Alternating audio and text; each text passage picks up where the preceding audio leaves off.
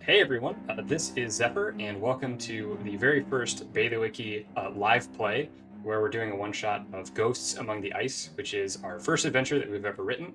And as of the time of this recording, it's available in early access for our All the Things and Foundry Mastery tier patrons. So if you want to check it out or play along, go to our Patreon and check that out. Today, we are going to be journeying to the town of Wintervale in the far north, which has been beset by a rash of disappearances. And today we have a band of merry adventurers who are going to be unraveling that mystery. So say hi, merry adventurers. Hello. Hi. Hello. Hey. Wonderful. So today I am joined by a veritable pantheon of figures in the Foundry VTT community. It's a privilege to be able to DM for all of them. And so we're going to get started with some introductions. So everyone will just go through your name, who your character is, name, origin, and class, what you do in the Foundry space, and where to find more of you in the Foundry world. So we'll start from the top with Baileywiki. Hey guys, I'm Baileywiki. Oh my gosh, this is crazy. I can't believe you guys are all here. We've all done some videos and interviews in the last year, and we all kind of work with each other's stuff. So I liked the whole Pantheon thing. I think that's crazy. But I just wanted to say thanks. Thanks for joining me. For those who are curious, I'm playing Targo Lepto, a kobold artillerist, artificer today. It'll be my first time playing. That's my first time playing in 20 years as a player. So I'm kind of nervous. Everybody knows I'm kind of jittery today, but I'm super excited about it. And if you want to find me, I have a YouTube channel at Baileywiki. I have a Patreon at /Baileywiki. And there will be links to everybody here on the description for the video as well. But that's kind of my jam. I'm basically the dancing bear. I just kind of show off what all these guys do really, really well. And of course, Atropos, Andrew, who's on with us, is the founder of Foundry, which is the platform upon which we make all of our magic and tinkering happen. So just want to say thank you, Andrew, for giving us all that you give us and giving us this big sandbox to goof off with. I'm really happy to be here. Yeah, looking forward to playing. Fantastic. All right, we'll just go clockwise here. Pyram. Yes, Parm King, and I write content. I just finished 40 plus expanded episodes for Curse of Strahd. They're all being edited and released for free in PDF to download. I think the first 4 of them are already free. You can download them in PDF. But I take all that free content, put it into Foundry. I use Monk's active tile triggers. It saves the day. Foundry is just amazing. And that's available to the members. So all the free content, I do all the work for you, includes links back to D&D Beyond. You have to own Curse of Strahd, obviously, for that to work. But Foundry's just completely amazing. Next year, I'm jumping into a new project, Ghost of Salt Marsh. I'm going to be doing a whole 1 year plus project on that, expanding it, adding new adventures to it. And I'm going to be playing the first time ever a blood hunter. I've never done that before. His name is Yog Folkspar. Really excited about this. And I'm just really happy to be playing with all these people, including people who I use their stuff. I mean, Monk's tile trigger. I mean, if you watch my videos, you know, nothing happens without Monk in my videos. So it's awesome to be playing with all these people. Before we started, we discussed heavily all of Monk's myriad modules and how they make our lives better. So, in fact, we just inserted one last minute, yes, which we'll be showing off here. So thanks, Monk. Monk's myriad modules is pretty good branding, actually. It's not bad. There we go. Yeah, there you go. All right. Joby, I know you just took a swig. What better time to put you on the spot than right now? What's going on? Hey, everybody. My name's Joby. I'm the dungeon master for the Familiars. We are a group of professional actors, unprofessional adventurers, and we are deep in the weeds on Storm King's Thunder currently. You can check out all of our episodes on our YouTube channel, on demand on Twitch, and I also make a bunch of content for TikTok about my opinions about how and why the game should be played that people agree with and disagree with, and it's really fun to just talk about all this stuff. And I have been using Foundry for a long time now, And I was telling everybody before we started that I am just sitting here totally starstruck with who I'm playing with. So during this game, I'm super pumped to be using the OBS setup that we use on the Familiars, and to be using our AV setup and just support some really cool storytelling. So thanks so much for having me. Thank you, Joby. All right, Tim. Hi, everyone. I'm Tim Posney, probably best known for the dreaded MIDI-Qual module. No Patreon, no site, so grab me on Discord or go to the GitHubs and look for the modules if you want to follow up. I'm happy to be pinged. That might have been a bad thing to say, but anyway, happy to be pinged. Also, for me, I'm playing for the first time in many, many years, so it's going to be entertaining and challenging. But I'm playing a Tiefling rogue, and I'll see how that goes. And Atropos. Hey folks, I'm Andrew, also known as Atropos. I am the creator of Foundry Virtual Tabletop. You can find more about the software at foundryvtt.com. If for some reason you're watching this and you don't already know what that's about, check it out. You can also find me and I guess the company overall on Twitter, Foundry VTT, YouTube, Twitch, where we're currently streaming on Thursdays an actual play of A House Divided, which is our recent adventure content release. We had an episode last night. It was a lot of fun. Those episodes will be on YouTube as well. And yeah, I'm really just happy to be here and get a chance to play D&D. I think it's amusing to me that people express surprise to like have the chance to play together. But at the end of the day, this is why I and we make the software is to play games. And so, yeah, I always try and do that whenever I have the chance. Today, I'm playing a Aasimar paladin named Abrazagal. And I usually have a great disdain for paladins. And so I'm going to try one today that I take in a little bit of a different direction, and we'll see how it goes. We'll see if I can break my personal distaste for the class in this one shot. And I suspect that I'm really going to not see very eye to eye with Tim's character. We'll see, though. I don't know, maybe. And yeah, just looking forward to the adventure. Fantastic. And last but not least, Mr. Iron Monk. Hello, I'm Iron Monk. I write modules for Foundry. Again, if you didn't know what that was, hey. Today I'm going to be playing a human warlock with a patron of the undead. It's going to be interesting. I've never played a warlock before. I figured, what could go wrong? Why not start now? That's about it. Nothing's going to go wrong. Yeah, Nothing's going to go wrong. Great. Right? Be fine. Fantastic. All right. I know it's very like I'm also starstruck, but then like I'm apparently one of the stars that people are starstruck. I'm assuming I'm one of the stars that people are starstruck. Yes, you are. Yes. Okay, I'm like, it's This weird. is We're all the monk. starstruck, These are but the Monk's myriad modules. Yeah. Yeah. This is very true. Yeah, so before we dive in, I want to give a couple shouts. First of all, thanks to all of you for joining us here. You know, the Pantheon is spread out across a lot of different time zones and 3 continents at the moment. So it's really incredible to have everyone together. And just to reiterate the starstruck aspect, there's Atropos who made Foundry possible along with his team. So we wouldn't be here on Foundry at all if it weren't for him. Baileywiki, obviously, we work together, and it's been an amazing opportunity to get to do this for a living. Pyram, whether you know this or not, you were one of the reasons why I got onto Foundry to begin with. And, you were heavily influential on me learning the ropes when I was thrust into the DM position during the pandemic. And then obviously, Tim and Monk, your modules make so many things possible. And of course, Joby, you are an absolute hero and a legend for taking on all of the incredibly daunting AV work here. This would not be nearly as polished without you. And also thank you for putting out those great DM prep materials, which I leveraged heavily in actually writing and creating the adventure so that other people could actually understand what was going on in my brain when I was writing all of this. And also have to give a huge shout out to Ripper for his different modules, from the levels suite to also 3D canvas and some general tech support.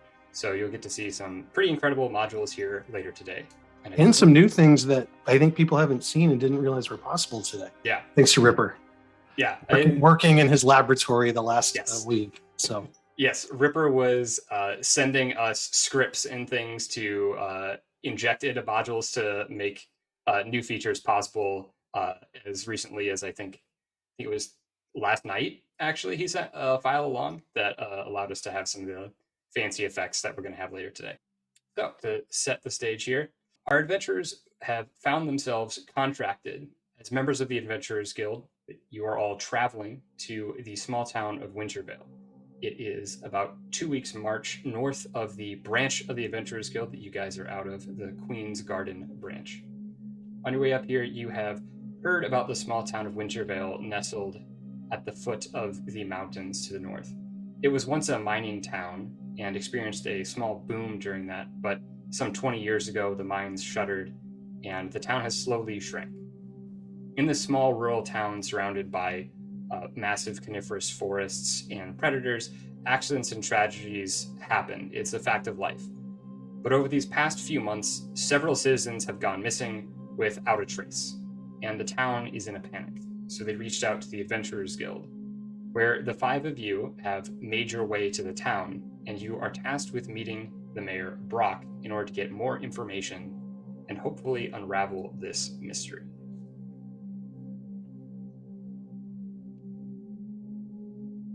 You find yourselves just inside the main gates of the town of Wintervale, if they can be called gates. It's really a space between some modest wooden fencing. Snow covers the ground in this wintry landscape, and there are small houses and modest accommodations. Before you lies the inn and tavern, which serve as the de facto town hall in this small village. And what do you do? Well, it took long enough to get here. Shall we? I could go for a drink. There's a tavern up ahead. You betcha. On my way. As you make your way to the tavern, snow crunches beneath your feet, and you begin to hear the sound of music from outside the tavern.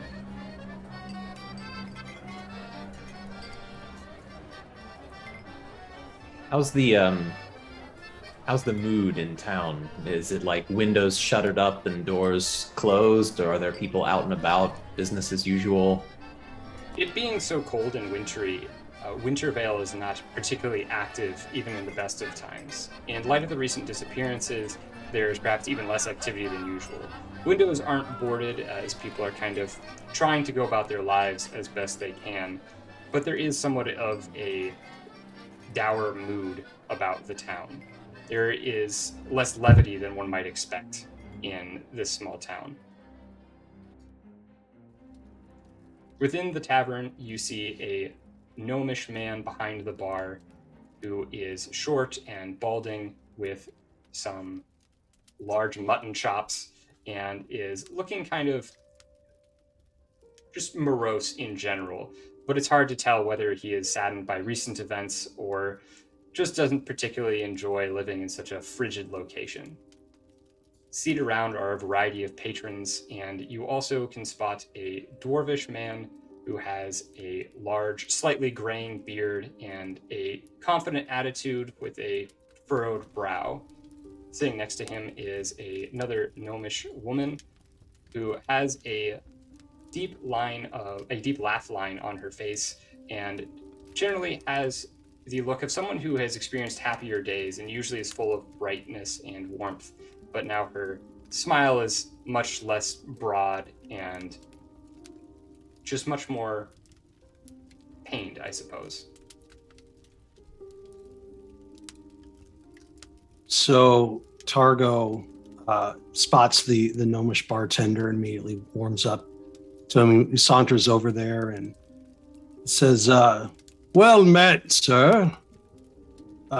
Name is Targo Lepto, tinkerer, inventor, futurist, occasional warmongerer for the right profit.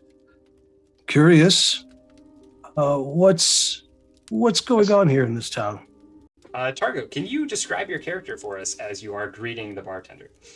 Yeah, so a very short individual, about 3.5 feet tall, and that's with the 6-inch platform shoes that he's wearing. You see a kobold wearing a pretty gauche overcoat. He's got a single yellow glass eye. You see some glints of metal under the coat, and in part of that you can see and hear tools clanking, and he's got a lit cigar about halfway burned down in one hand. He's got gray hair, so he's a little bit older, kind of a wry smile. And then if you're within 10 feet of him, you can't mistake this really off-putting combination of a cheap cigar smoke and pine tree smell. And kind of rooting around his feet is this extremely rusted clockwork duck, and it's clearly seen better days. Its feathers and like its wings don't quite conform to its body when they're closed, and it sort of has this like tick as it walks. It clearly doesn't have any appreciation for its handicap because it just kind of roots around and. It's sort of kind of drawing a circle around Targo's feet. Diffrey takes his hands out of his pockets, the bartender, and he rises from a slightly slouched posture, places his hands upon the bar, and regards Targo. Well, it's cold, so that's always a bit draining on the soul. And a lot of our good people have gone missing of late. It's already a dreary time in town, and it's made even more so recently. What brings you here, stranger? Well, we were dispatched. We work for the guild. A little bit to the south. Took some time in doing to get here, but we were told a little bit about your trouble, and thought we would stop in and investigate, see if we can lend a hand. Oh, thank the gods. Oh, you'll want to talk to Brock, our mayor. He's over at the table over there. Strapping dwarvish man. Can't miss him. And he gestures to the table just behind you, near a Brazigal. Atropos, would you introduce your character to us, please? Sure. Brethgal is a tall and stern-faced Azamar. He's wearing heavy armor with a formidable two-handed sword strapped to his back. You see the hilt protruding with ornately designed with metallic inlay. His expression is studious, as if he's kind of taking the measure of the room and the people in it. There is a certain high-strungness to his posture, as if he is perhaps someone always prepared for the possibility of violence, if not perhaps actively seeking the possibility of violence. He is, however, not instigating or causing any trouble. He is simply judgmentally assessing everybody in the room, as he's, I'm sure, been doing to everyone who he's been traveling with the whole way up here.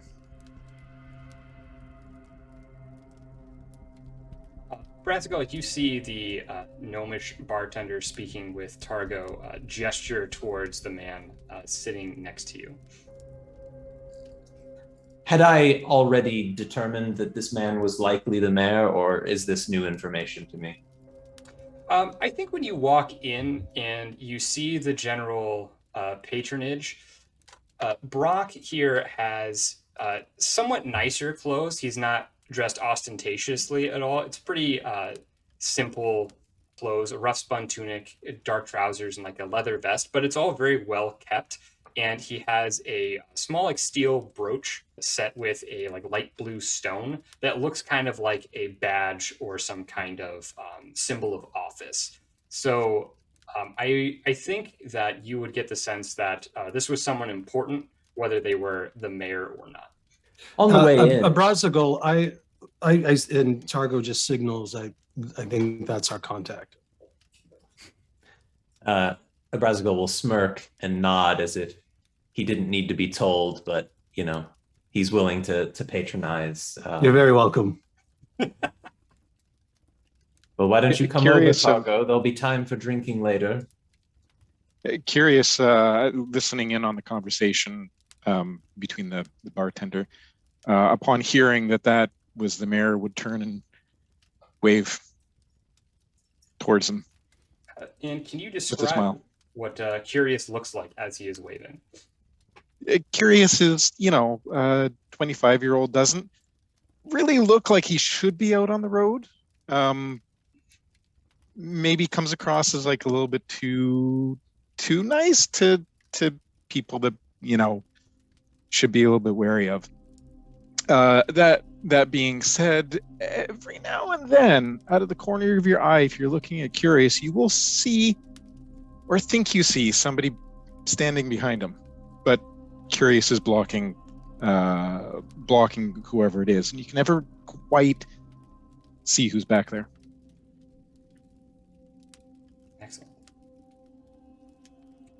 So Curious has waved to Brock, and Abrazagal and Targo have seen Brock and are presumably heading over that way. What is Jorg up to? Jorg hears the conversation. He leans over to the bartender and he says, some warm wine, please. And he's peering around the room. He's assessing the other people in the room. He's also looking for egresses and exits. There's a little bit of a nervousness about him. He doesn't always feel comfortable. Sure, stranger. That'll be, are you with the rest of the guild? Yes. Oh, one moment. And Diffrey turns to the stove behind him where there is a large pot that you can smell some of the mulling spices wafting over within the room. And he grabs a mug off of a nearby sack of shelves and ladles up some mulled wine and sets it before you. That's on the house. Thank you for coming. I reach into my pocket and I pull out a silver piece and just leave it on the table and nod at him because he's not going to take it on the house. As he's holding the mug, he's trying to ascertain all the different people in the room, trying to figure out, are they a villager? Do they have weapons on them? Trying to assess the situation. Give me a perception check. I think I can do that up here. As a related inquiry to what Jorg has just asked, on the way in, I also was kind of curious to assess if there's any evidence of town militia or anyone that would be in the capacity of protecting this place from whatever may be causing the disappearances. Yeah, give me a perception check as well. Jorg, as you're kind of scanning the bar here, you're seeing just a lot of regular people. This is a small town where, the main thing that people do is they do some subsistence, whether that's in the form of like hunting and gathering or a little bit of farming or helping each other out to get by. In general, these are not rough and tumble people. They're way out in the middle of nowhere. There's not enough traffic for anyone to be really a bandit in this area. And so most of these people, they'll carry smaller knives or smaller daggers perhaps, that you would use honestly more as a tool or for eating your food rather than a weapon. The only person who kind of looks like they could handle themselves a little bit in a fight is Brock, the mayor, who's like fairly well muscled, and it looks like he's not a fighter per se, but that he spent some time doing a lot of manual labor and has some of the physique that one might expect of someone who is capable of fighting. I wanted to know specifically, was there anybody kind of oddly paying attention to us? Within the hall, there's not really anyone that's looking at you too much. When you came in, because you're all new to town, there were some looks tossed your way, but nothing of the sort of really like focusing on you in any kind of malicious or overly interested look. Just kind of the same vibe you get when you walk into a bar that is full of regulars and you've never been there before. It's that kind of energy. Okay. As Targ's walking away, he as he glances at me, I give him a nod, and he knows that means that I haven't seen anything unusual, to give him a level of comfort that things seem to be okay. And Abrazigal, when you were coming into town, you noticed that the gates, again, they're just kind of, improvised fences. They look more like they're there for keeping livestock in certain areas or catching snowdrifts so that they don't block up roads as much. There's not a noticeable guard tower or general kind of setup for that. There's not a barracks that you noticed. So that's all you clock on a 13. Just that you don't see anything particularly obvious towards defense. So we didn't see any men with pole arms and shields and swords wandering around? No, there were no armed guards or anything near the town, no. So, Tim, why don't you describe your character and tell us what he's up to during this? He's also going to have a drink, so ask the barkeep for one of those fine-looking mulled wines. I'm a tiefling male, wearing leather armour, quite a few weapons dotted around the scabbards and so on. Looks fairly calculating, so also studying the crowd, studying the people. Probably the most notable feature is some wings sticking out the back, and that's probably about it. Tries to keep a fairly low profile most of the time. Great. Diffrey, in the same manner that he did for Jorg, turns around and fills a mug of hot mulled wine and passes it to you with a nod, kind of indicating that this is also on the house. I thank him kindly and surreptitiously put 2 silver pieces on the bar. This is the time of asking everyone for perception checks. So give me a perception check as well. Everyone? Yeah, everyone can make a perception check. Why not? Let's do that. You all managed to clock, just kind of out of the corner of your eye. You guys see the barkeep as Jorg and Seduciel step away from the bar. Him also surreptitiously grab the silver and everything with kind of a... He surreptitiously grabs the silver and adds it to the coffers. And Targo, on a nat 20, you also catch that there is a palpable sense of relief. You kind of see him relax a bit, as if he gave the wine, right? But he was really hoping that they would pay for it. So there's a sense of relief that he's not out the money. Targo very specifically does not leave a tip. He simply gives a bow to the bartender, and then he saunters, grabs his drink, he saunters over to the mayor.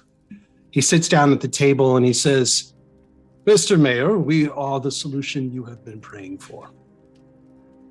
Lay it out for me. What's happening here?" Well, I expect that you lot are all from the Adventurers Guild then. Makes quite a bit of sense. Coming in here so well equipped. Yes, well, thank you for coming. My name is Brock, and welcome to Wintervale. And as the guild may have informed you, we've had a rash of disappearances over these past few months, and it's just grown and grown. And with no sign of any of those who have been lost, it has been quite troubling. At this point, there are now 8 missing in total, which perhaps if you're from a larger city, that doesn't seem like much, but for here, it's quite a number.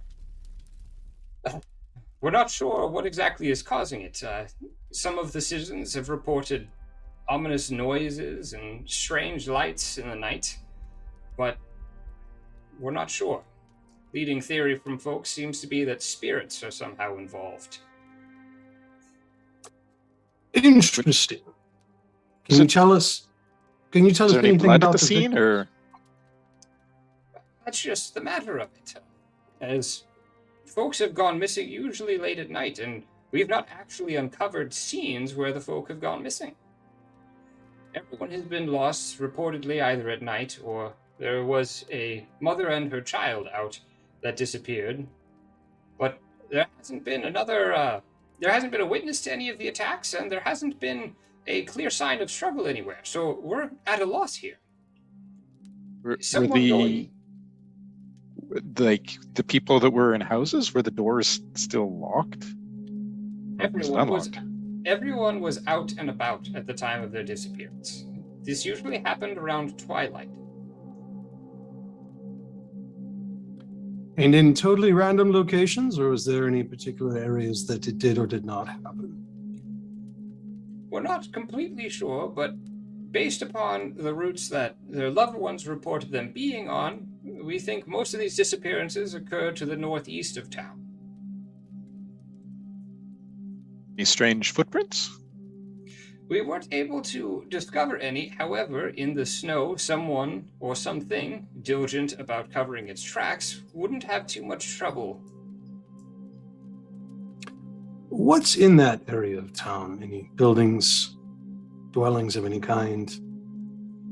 The northeast of town does have some buildings. There's the apothecary, Celica, up there, and a few homes. Just outside that edge of town, though, there are the foothills of the mountains and some caves. Caves? Well, it seems obvious to me.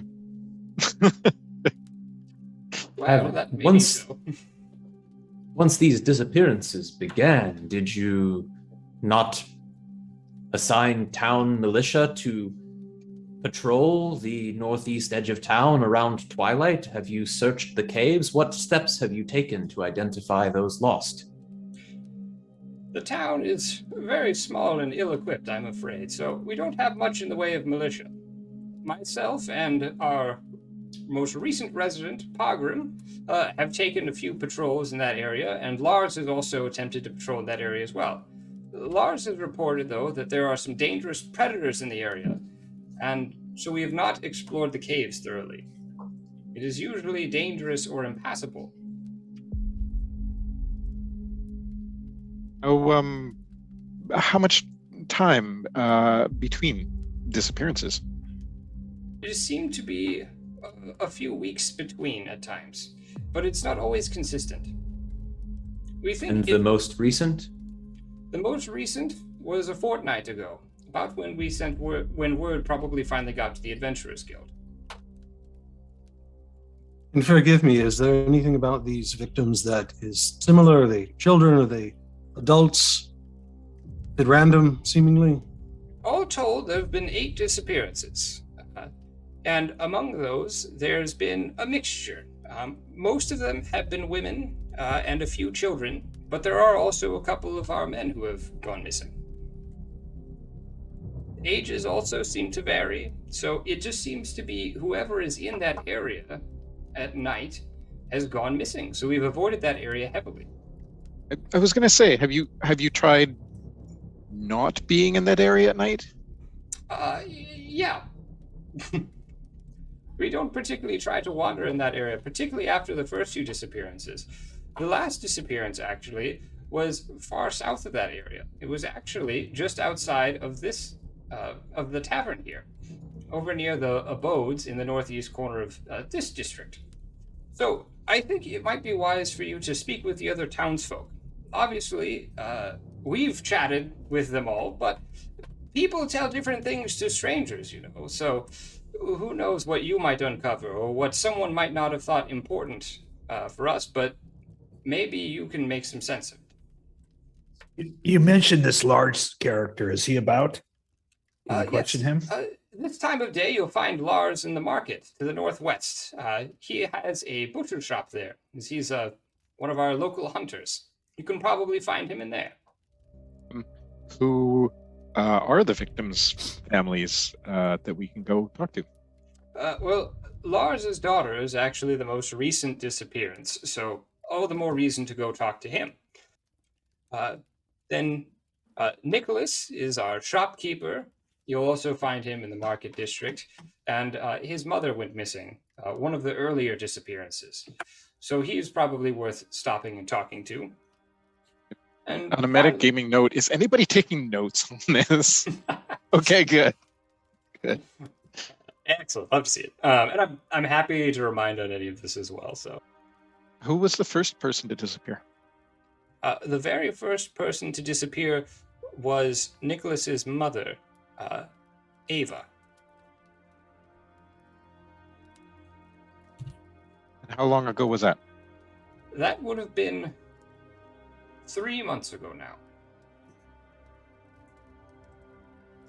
So as far as you know, it started about 3 months ago. Is there anything that changed recently, shortly before the disappearances started? Any newcomers who moved to town? Anything that strikes your memory as being a change to the normal experience here? You know, you mentioned that. Nicholas did say that there was a strange fellow that came by earlier this year. He was the last person to visit prior to you. We don't get very many visitors, but he said there was a strange fellow that stopped by.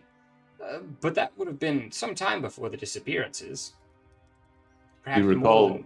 And we may ask him, but do you recall what was strange about him? Honestly, it's been too long. I can't really recall exactly. Just Nicholas said that he was asking for strange things for a man of his stature. I'm not quite sure. Nicholas would remember better than I think. And this Nicholas we can find in the marketplace.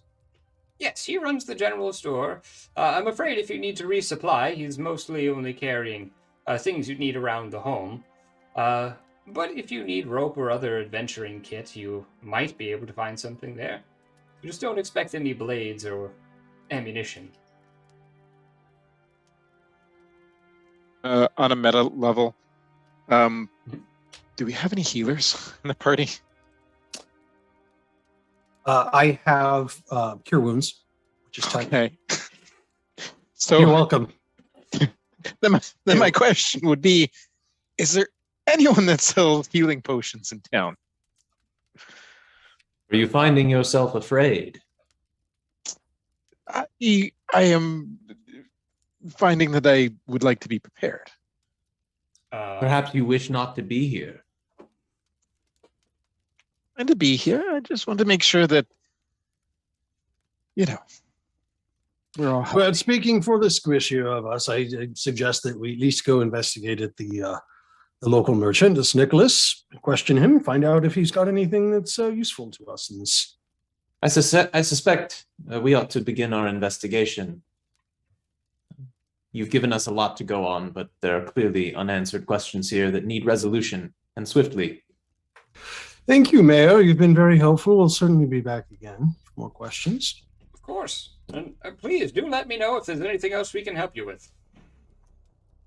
Oh, we will. Targo drains the last of his drink, slams it on the table in all of his 3.5 foot stature, and marches out the door. The cold winds blowing in. Curious would wait by. Well, I heard it's the northwest, so I suspect we should make our way. You make your way to the market district, and you can see it's similar to the southern or central district that you first came into.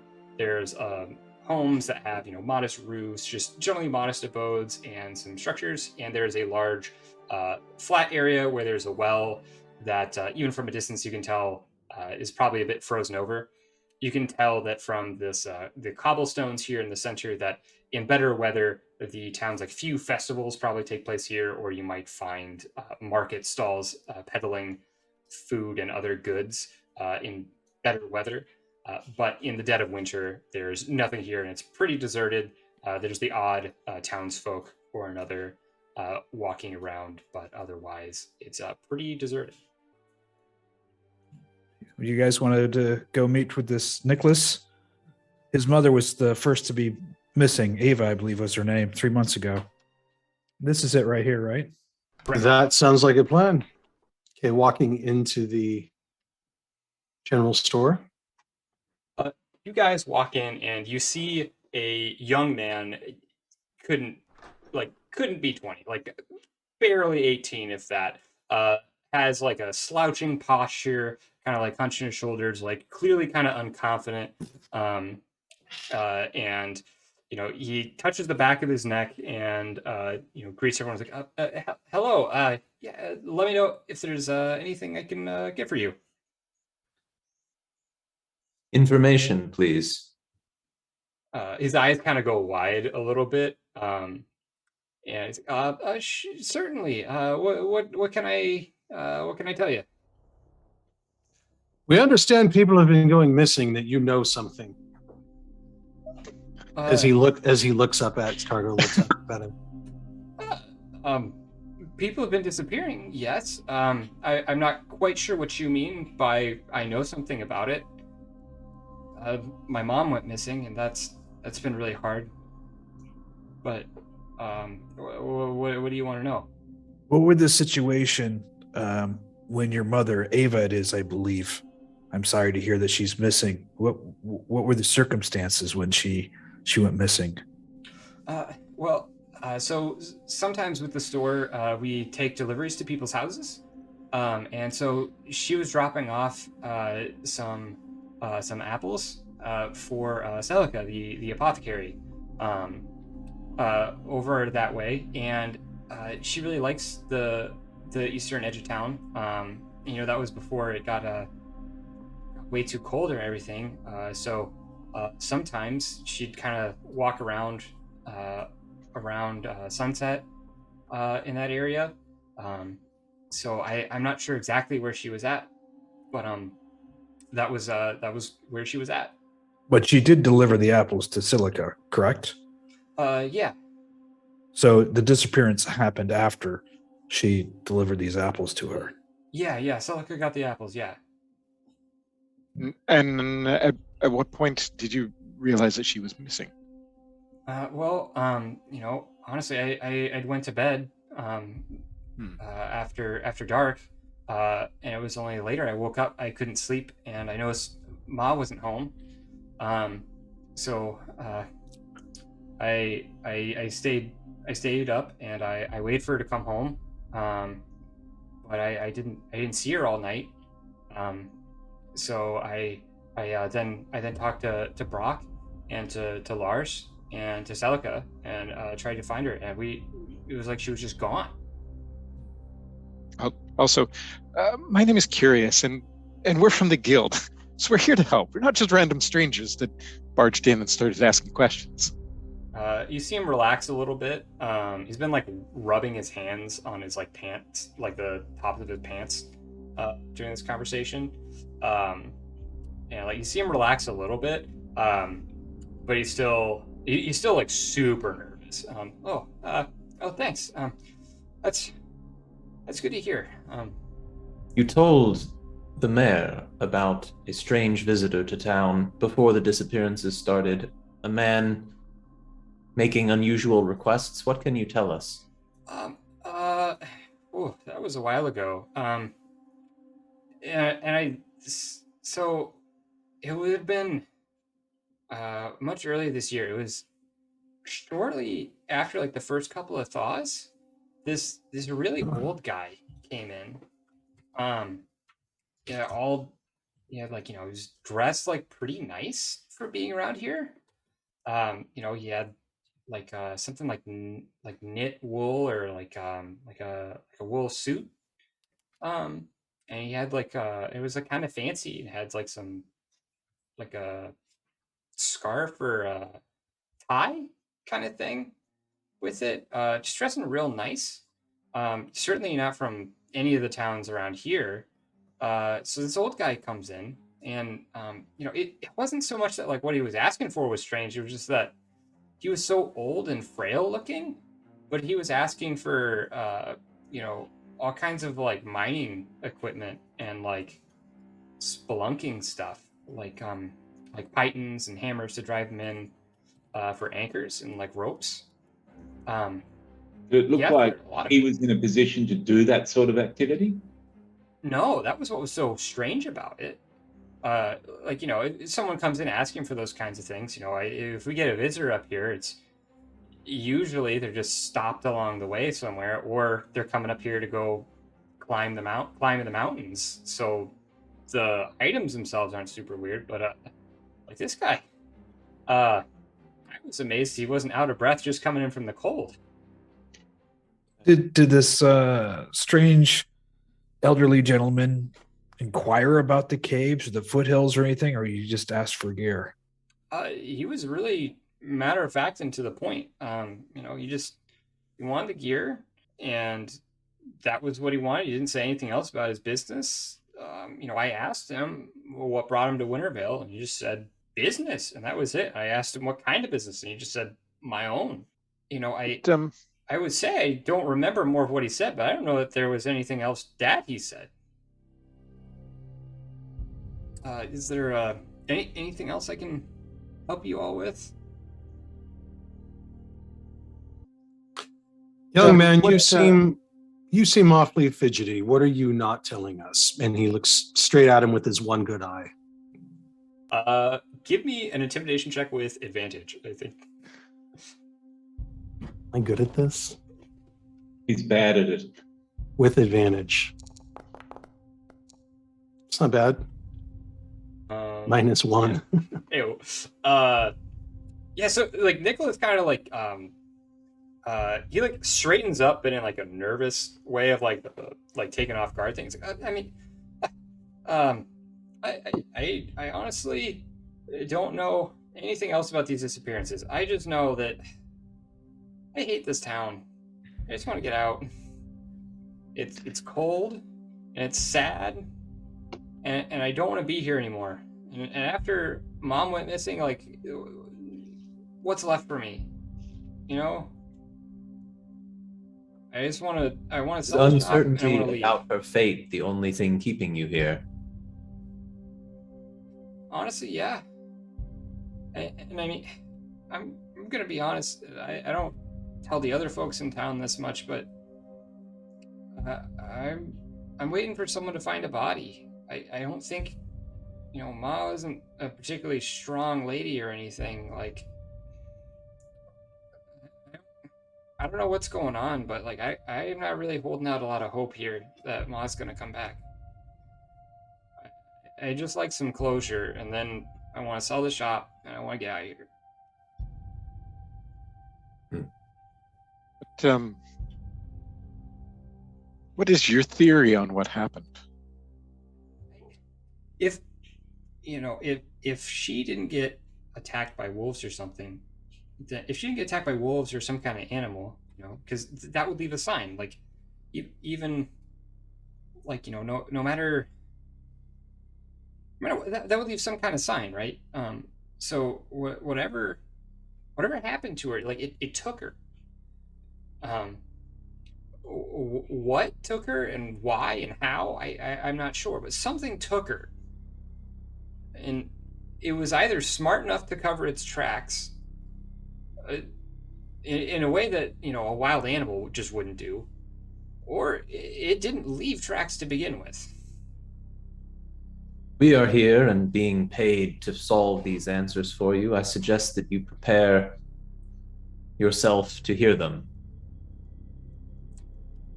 Yeah. And I'll look at my companions and say, I think we have other stops worth making.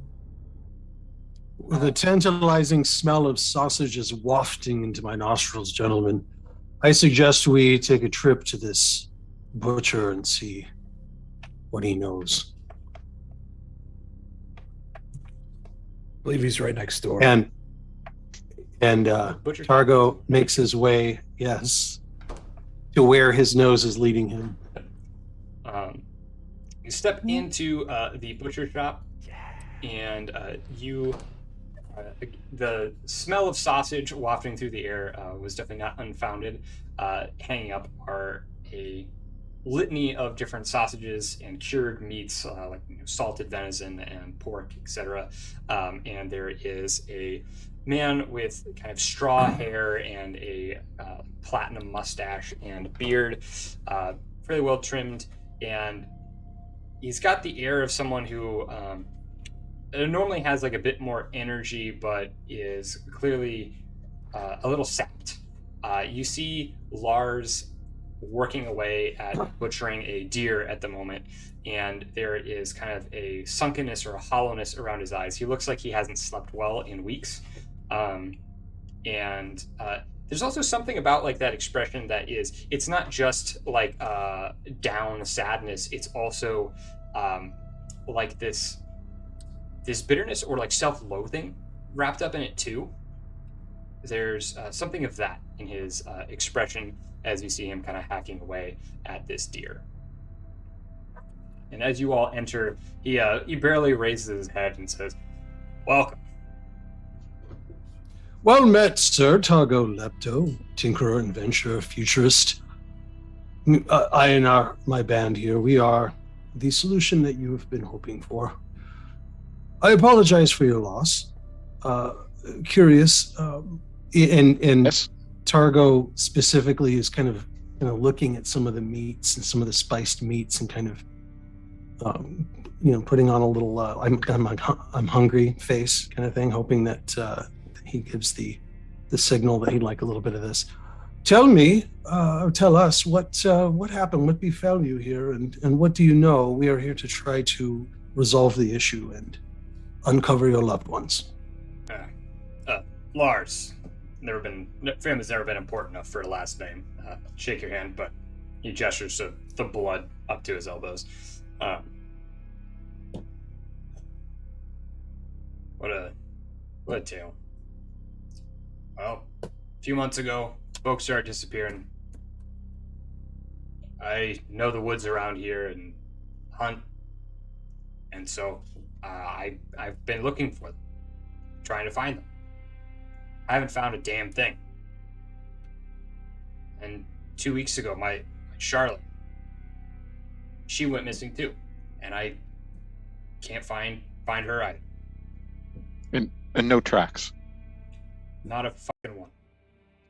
What was Charlotte doing the eve of her disappearance? She was out over by the inn. Our home's not far from there, same district, and she was off just on a walk around town. I told her to be careful, stay away from the east side. She left well before sunset. I told her to be back before sunset even. And then she didn't come. Then it came dark. I looked for her. I couldn't find her anywhere. I searched. Nothing. And what can you tell us? Have you attempted to explore these caves that are outside of town? Seem to be rather treacherous. That's the one place I would love to look, but I don't like the idea of getting eaten by wolves personally. Indeed. One more question. This is this pork sausage here, or some kind of chorizo? What are we working with here? Not chorizo, I'll tell you that. Don't get a lot of spices up here. I don't imagine so. Well, adventuring sure does work up an appetite, doesn't it? Yeah. Sure. Take a couple links if you need.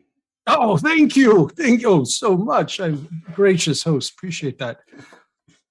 Lars, the Mayor Brock speaks highly of you and says that you're the main local hunter around here. He said that you had some reports of some dangerous predators. Are these the wolves you're talking about, or is there something else that we should be aware of?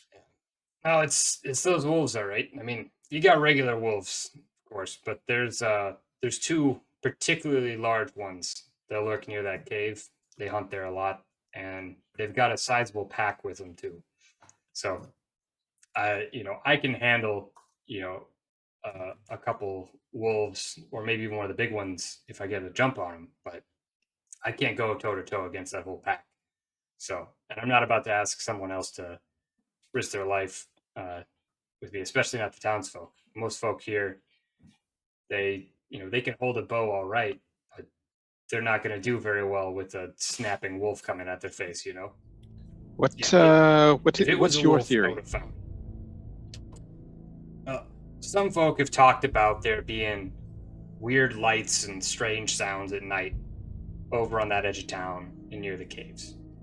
So some folk think that there's spirits involved.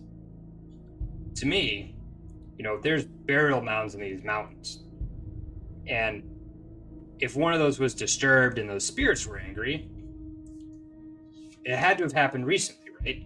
It couldn't have been from the mining. The mining's been done for 20 years. Something's going on in those caves, and I don't think those spirits just decide to walk out on their own. Something's going on in there, and I don't know what, but it's not just some spirits that decided that they'd come terrorize a town for kicks. I have one last question for you. Can you give us the precise location where these footprints of one of the town folk had just disappeared, so we can just go to the scene of this disappearance? Yeah.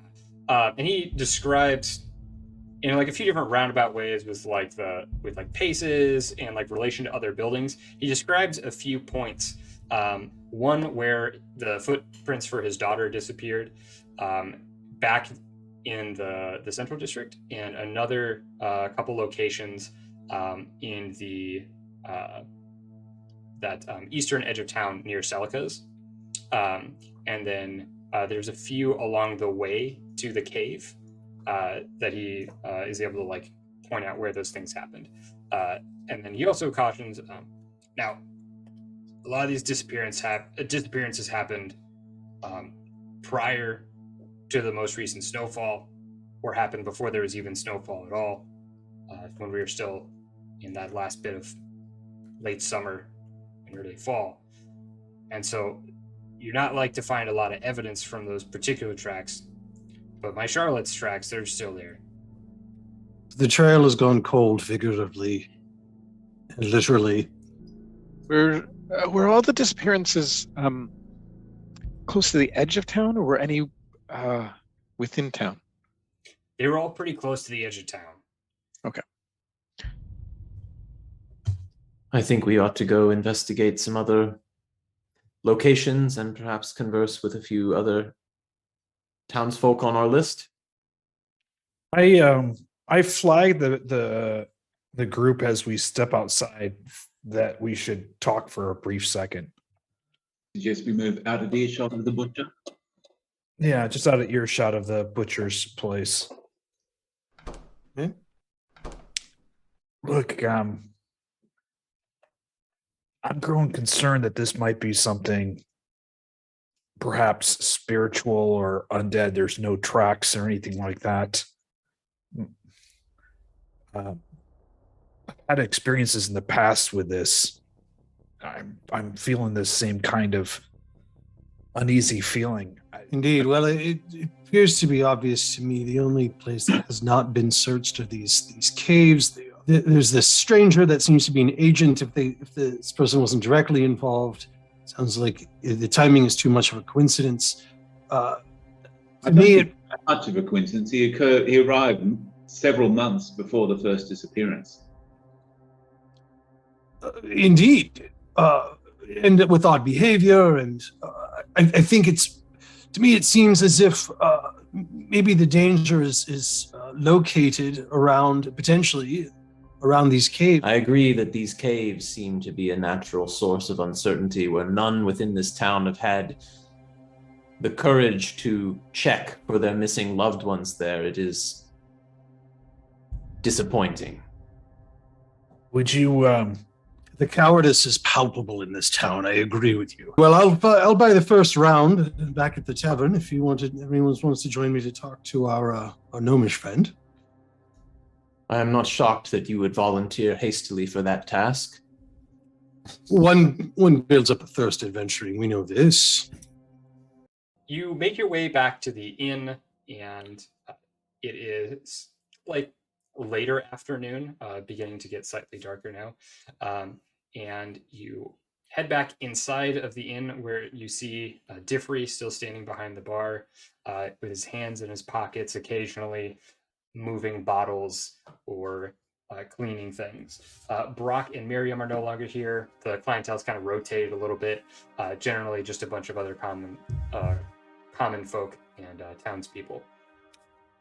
Targo marches up to the bar, puts his hands up there, and looks at the bartender. Says, "Darby, right? Did I get that right?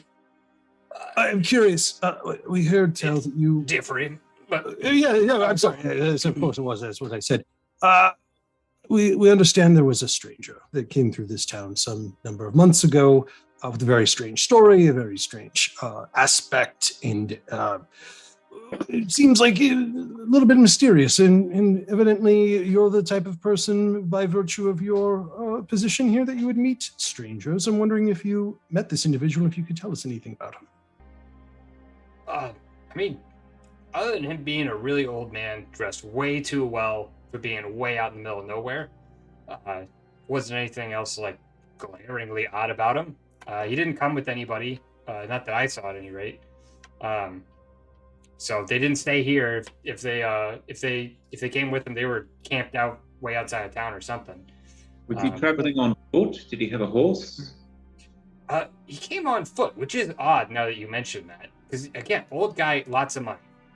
I don't. At least he certainly dressed like he had lots of money. And was his food eaten and the bed slept in after he left? Yeah, it was. He didn't eat a lot of the food, but he did eat some of it. Yeah. What name did he stay here under, if he gave a name? Let me look. He flips through like a ledger that he has that you can kind of see from across the bar. It's got like some scrawling handwriting, some like writing in the margins. It's a ledger. It's not like the cleanest thing. And like you can see most of it's actually just like a ledger of like sales of alcohol and whatnot, but he does have some sections about rooms. And I was like, only name he gave was Pendervin. Pendarvin. Is he having trouble reading his own handwriting? Pendervin. No, it's like he's not sure how to pronounce it because it's been so long, right? But it's like it's Pendarvin or something similar to that. Is what I say. It was just that was just like the last name, which is Mr. Pendarvin. Would the name mean anything? Give me a history check. Can I do that too? Or can I assist? Yes.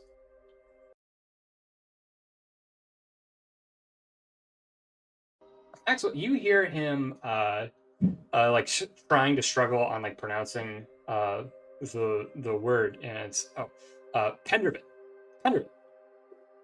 Mr. Pendervin. So the mines here, there was a mining company that came in here. It would have been like 60, 70 years ago when the mining company came in, and they pulled out kind of unexpectedly 20 years ago. But Pendervin is there was a Mr. Laris Pendervin who was one of the owners of this mining company. It was this Northern Imperial Mining Company, and Laris Pendervin was an owner of the mining company. And businessman, really old, thin guy. It seems kind of improbable because Laris Pendervin would be old as all hell at this point. But if there's some old guy with some weird pep in his step named Pendervin coming back to the town where his mining operation used to be, or where his company used to have a mining operation, seems like that might be a match. Do we know why the mine shut down unexpectedly? Sorry. So, are you asking this as character knowledge, or are you asking this of different? Which would get me more information? Would I know from that history check, knowing the Pendervin? Why? Yeah. So, like the official story has always been that, like, the ore deposits are exhausted here. Okay. That's always been the official story. How close is the mine to the caves? So there were a variety of different mines. There was a mine kind of like further up the mountains. Sorry, once again, I should ask, are you asking this of Diffry, or are you asking this just as character knowledge? I certainly wouldn't know, so I'll have to ask him. Yeah, the mines, the last mine that they did, because they had several mines in the area, right? They closed them. This last one was open for the shortest length of time. And it was, now that you say that, it wasn't too far from the cave. It was further up the mountains, but it was in that general area. It's been, 20 plus years, so like you can't get back up there anymore from avalanches and all of that. But you used to go up kind of near the caves to get to it. Anything else to say about this stranger, Dustin? Just kind of giving you like a slightly narrowed eyes, just like, like a little miffed that you're not saying the right name. Targo's entirely oblivious to it. No, not that I can think of. But anyone can give me an insight check. And what does a 19 give me? Yeah, perhaps a greater inkling that you could press him on this. I will attempt to do so and say, I think there must be more to this story that you're not telling us. What would that be? He kind of like scratches the back of his head where he still has hair. He's like, well, I mean, this is just a theory, right? But they opened a lot of mines up here, right? And, the mines are closed because they're exhausted. But even if each of those other sites were exhausted, this last one was open for only a few years. And there is so much more ore in these mountains. Now, I'm not upset that they stopped mining because caused avalanches and were kind of obnoxious at different points, even if the coin was good. But them stopping so suddenly, when there's definitely more ore deposits up in the mountains, that makes me think this was never a mining operation. I hesitate to say this because I don't want to look like a crackpot over here. I don't get out much anyway, but that doesn't seem like a mining operation to me. I've never known a big company like that to leave money on the table if that's what they were after. I think they were looking for something. And I wonder if they found it. Were you aware of ore being removed, carried away? Oh yeah, I mean the mines were in fact like operational. Okay. Bringing out ore and stone and everything. So I think that what I think is that the mines were a convenient cover for looking for something.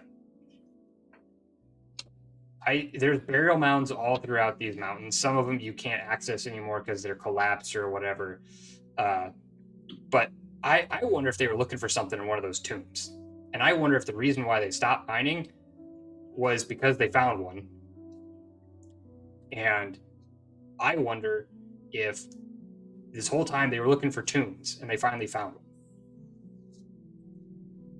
Well, seems like these mines and caves certainly deserve investigation, something that eyes have not been there to see what there is to be seen. Gentlemen, I smell a lich. This Mr. Pendragon, whatever his name is, unless he's his great-grandson, I think something's nefarious is afoot here. I think he did find something. I think he's had this thing the whole time. I don't know what's going on, but I sense that this danger is entirely located around this cave system. Either that, or we could try to fight our way to this old mine entrance that was closed. Sounds to me like we could make our way to our next clue. I would imagine the creepy caves would have some more information. Indeed. Darren, another round for before we go, and thank you so much for your time. Zephyr is the name. Oh, yes. Apologize. Zephyr like bows his head to set us a little bit and like, thank you, sir. And he pours you all another round of wine and everything before bidding you good fortune. Targo, I suggest you compensate the man for his wares. Me? As the one who ordered the round, yes, you. Tell you what. What was your name again? Dobby. Diffrey. I will. We are going to get paid for this job, and I will make this hole on the other side of it, assuming we survive. I will pay him for the drinks. Thank you. Put it on my tab. Diffrey. Hear that, Cedicil? He now has a tab with you. I think that means that any treasure that we acquire on the course of this endeavor is yours to claim, especially from his share. Indeed. We'll see how this all turns out on the other side, yes?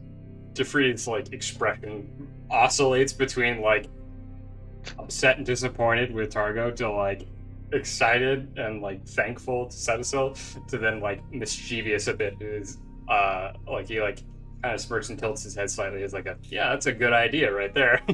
Targo gives Diffrey the stinkiest eye that he can with his one good eye. I'm presuming that the mine, they accidentally or on purpose dug into one of these burial mounds, releasing some type of undead or some type of spirit. But what's Seems to make the caused most them to sense. become active after 20 years? Maybe I have Well, no idea. this stranger only showed up a few months ago, and a few weeks passed, and it seems like the timing when something would happen. Perhaps he activated something he knew it meant to activate, or he stumbled upon it by accident. But I think everything leads to these caves and these mines, these burial mounds, the digging of these mines. It seems to all point to this. it seems to me like there's a head of an undead snake here, gentlemen. If we find the head, we might get to the bottom of what's happened to these poor villagers. Possibly the stranger that arrived, if he was still alive after so many years. Indeed. I don't Sure. like it. Your lich theory is starting to make more sense. Shall we? Alrighty. Shall. Should we wait for daylight? It's still like it's not like sunset yet. So you guys do have some daylight to go. These spirits are active at twilight, then we should confront them where they're at their strongest and prove our might against them.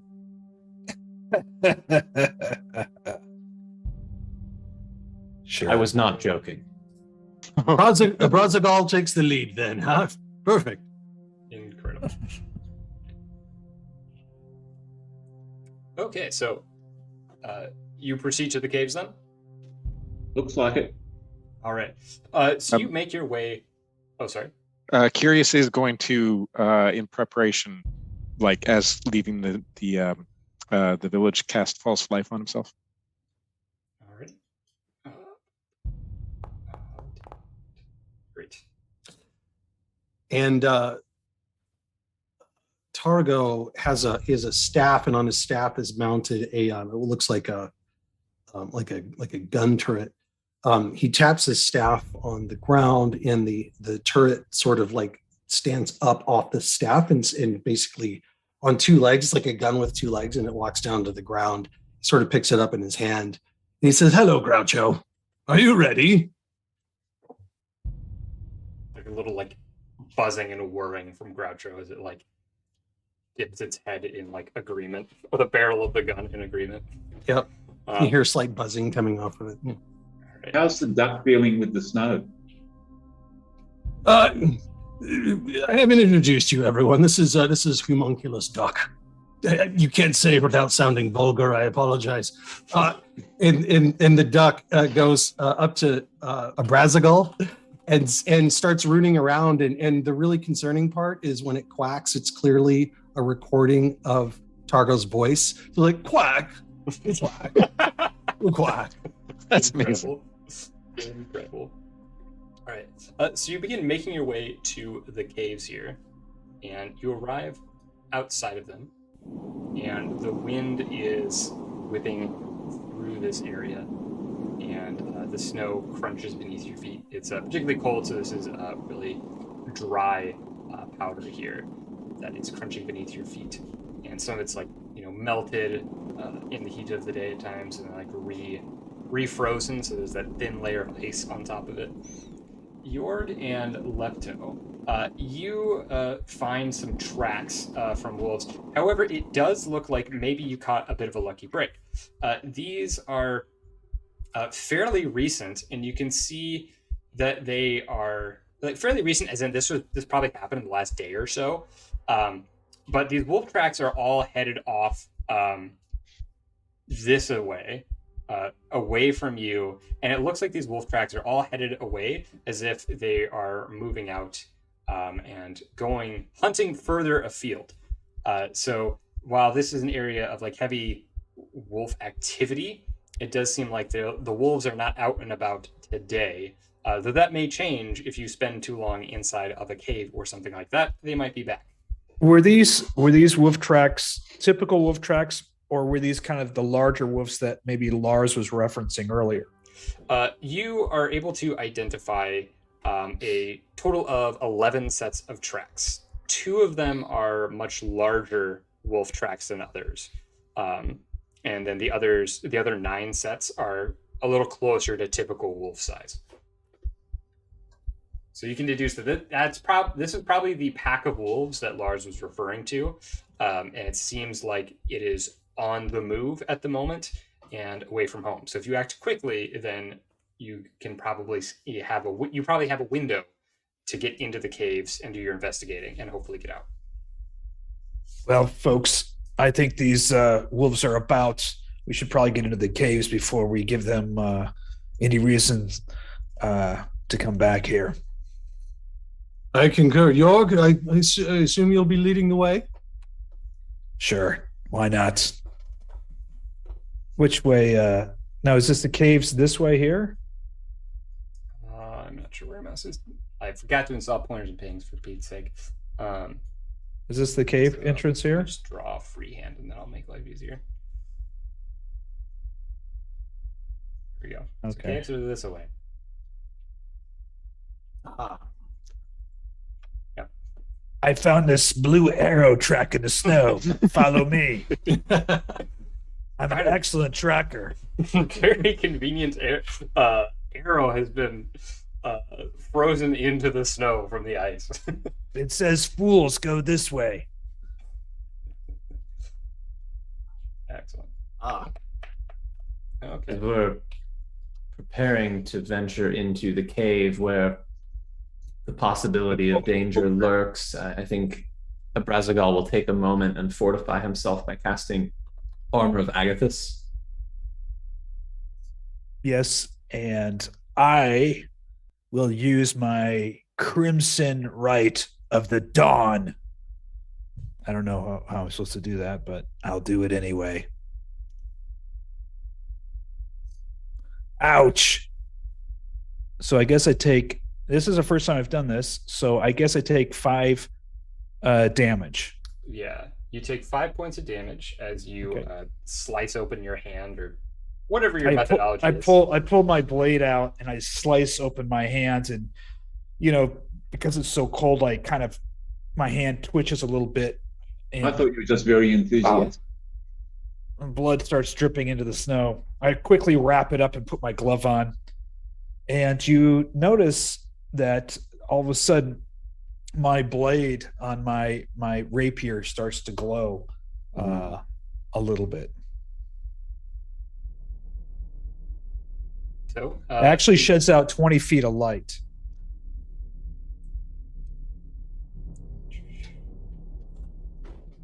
Actually, I guess You're nothing if not subtle, Jörg.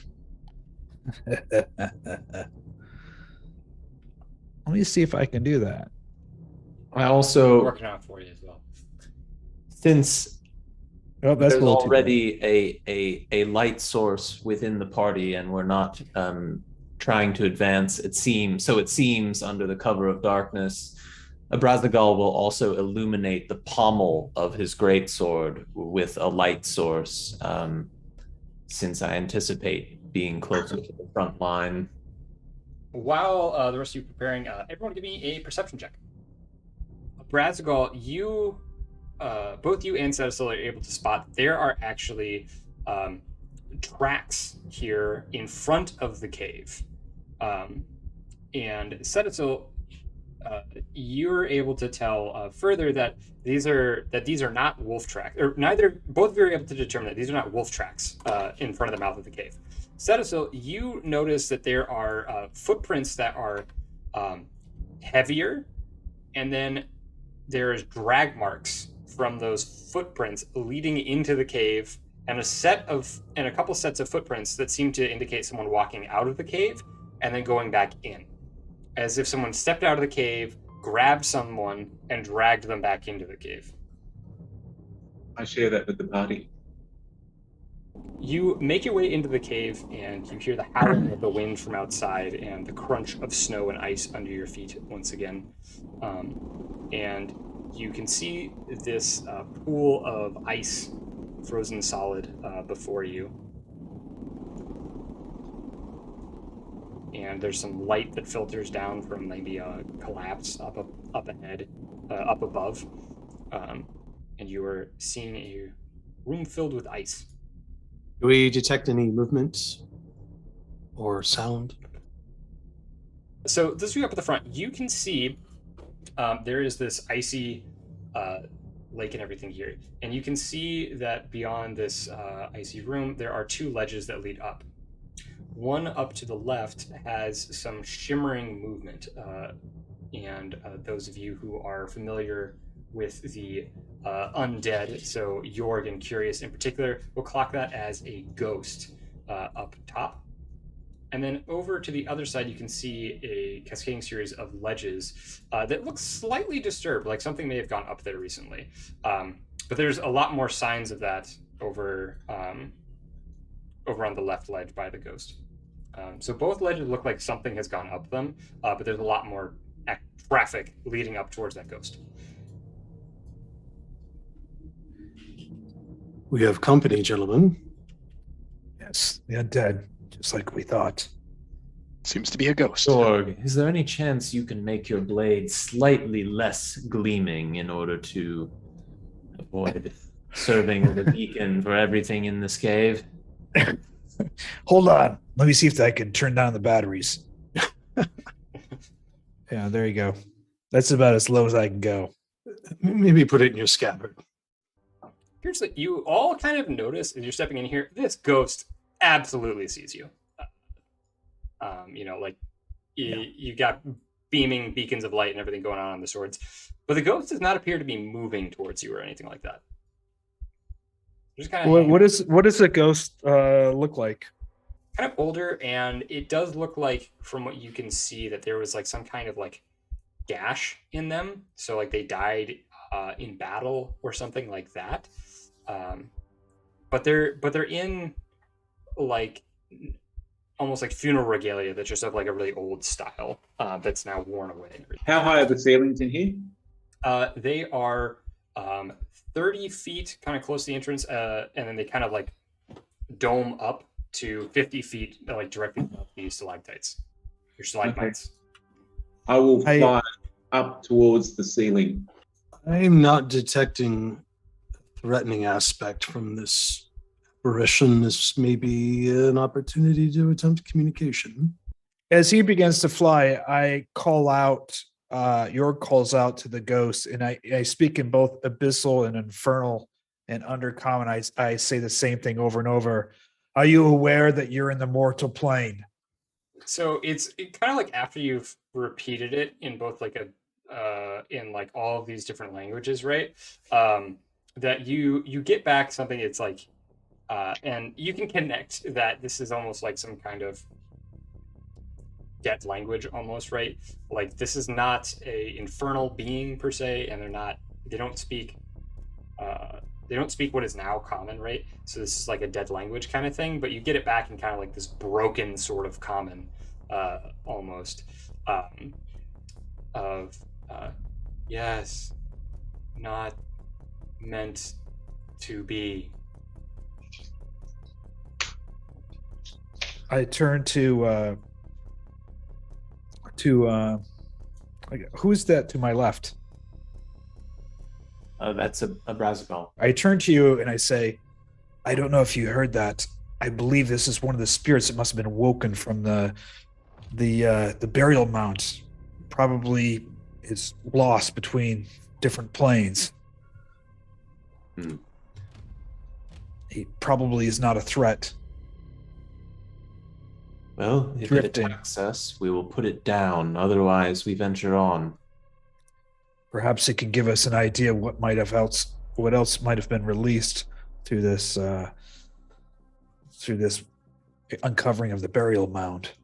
Targo approaches the ghost, staying my distance, about 20, 30 feet away.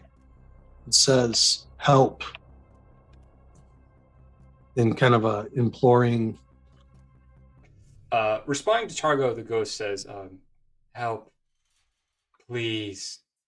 Kind of like asking, like, I'd like to say basically, like, no, you help me.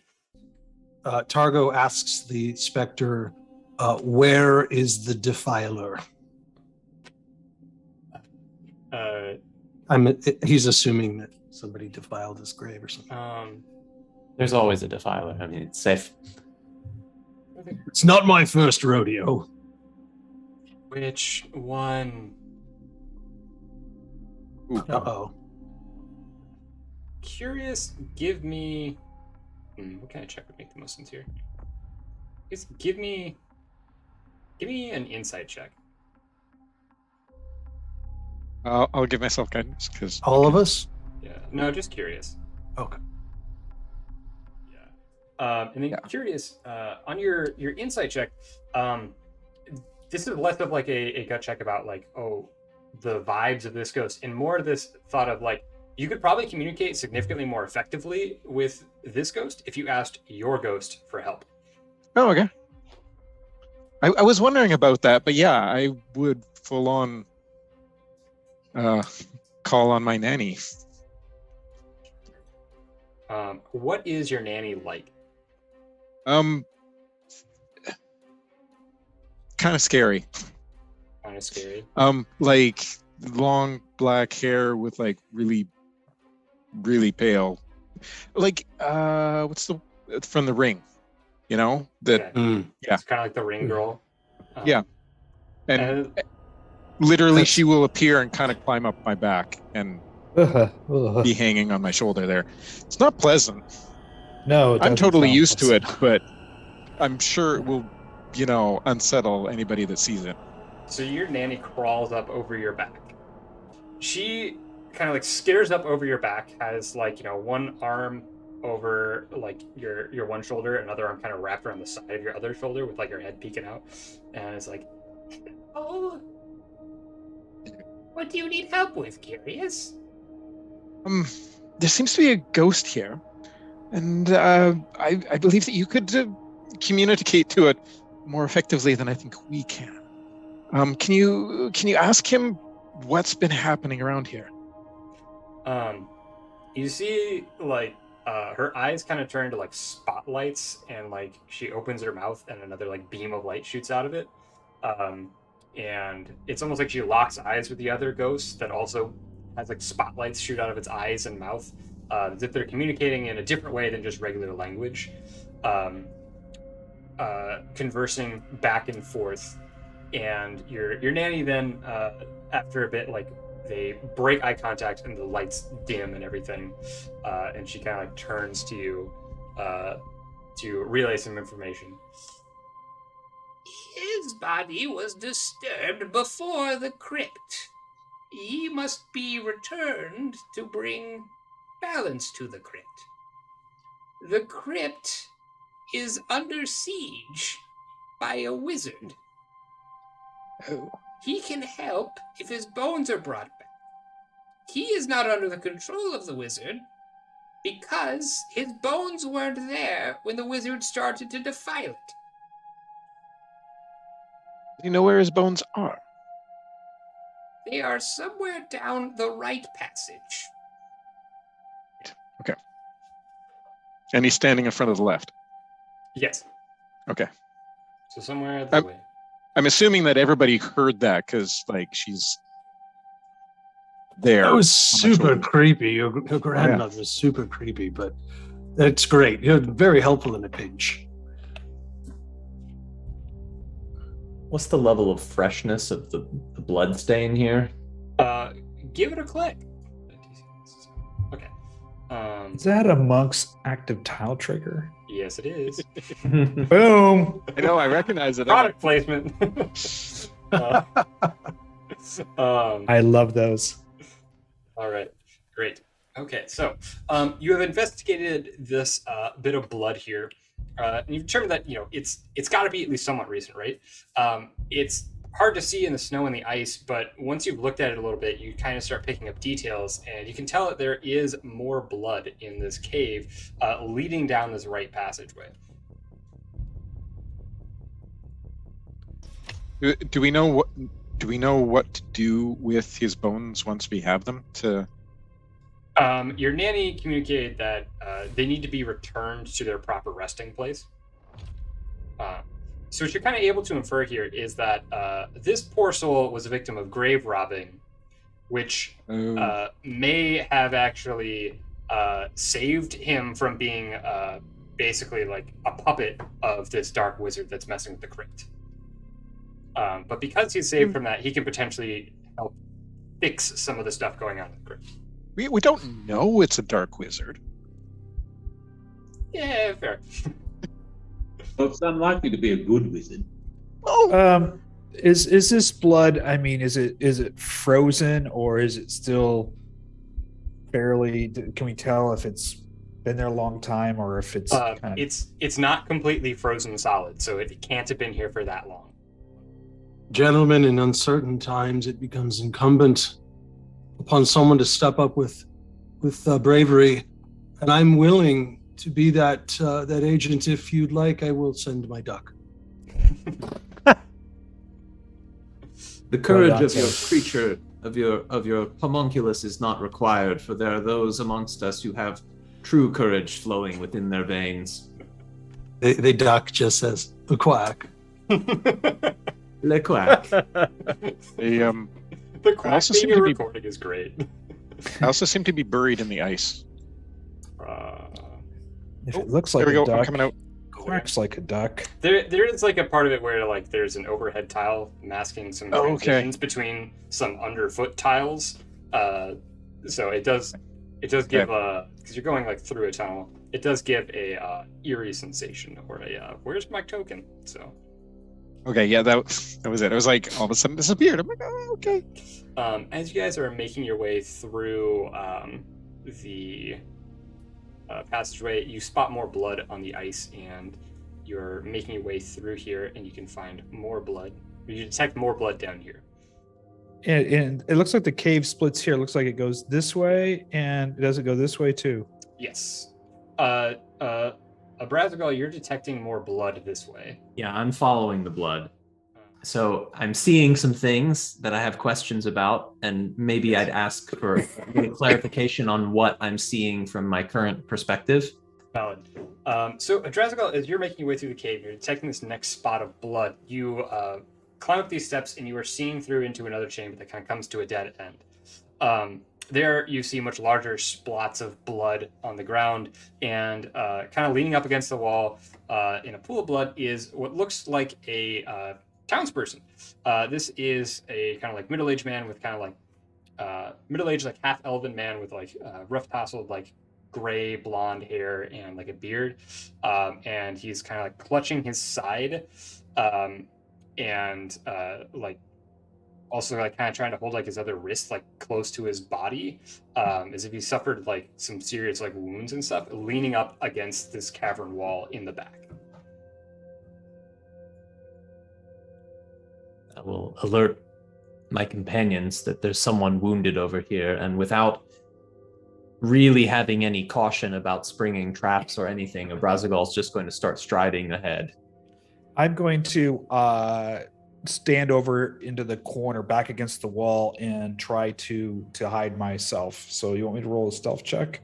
Please do.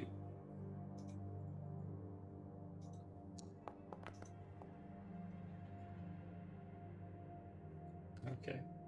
Yeah, York, you are slinked up right against the wall, as stealthy as can be.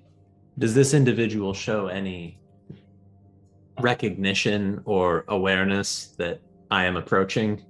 Hearing like the footsteps and everything, you can see the man kind of like coughs a bit, like, oh, oh, you're not one of those damn cultists, are you?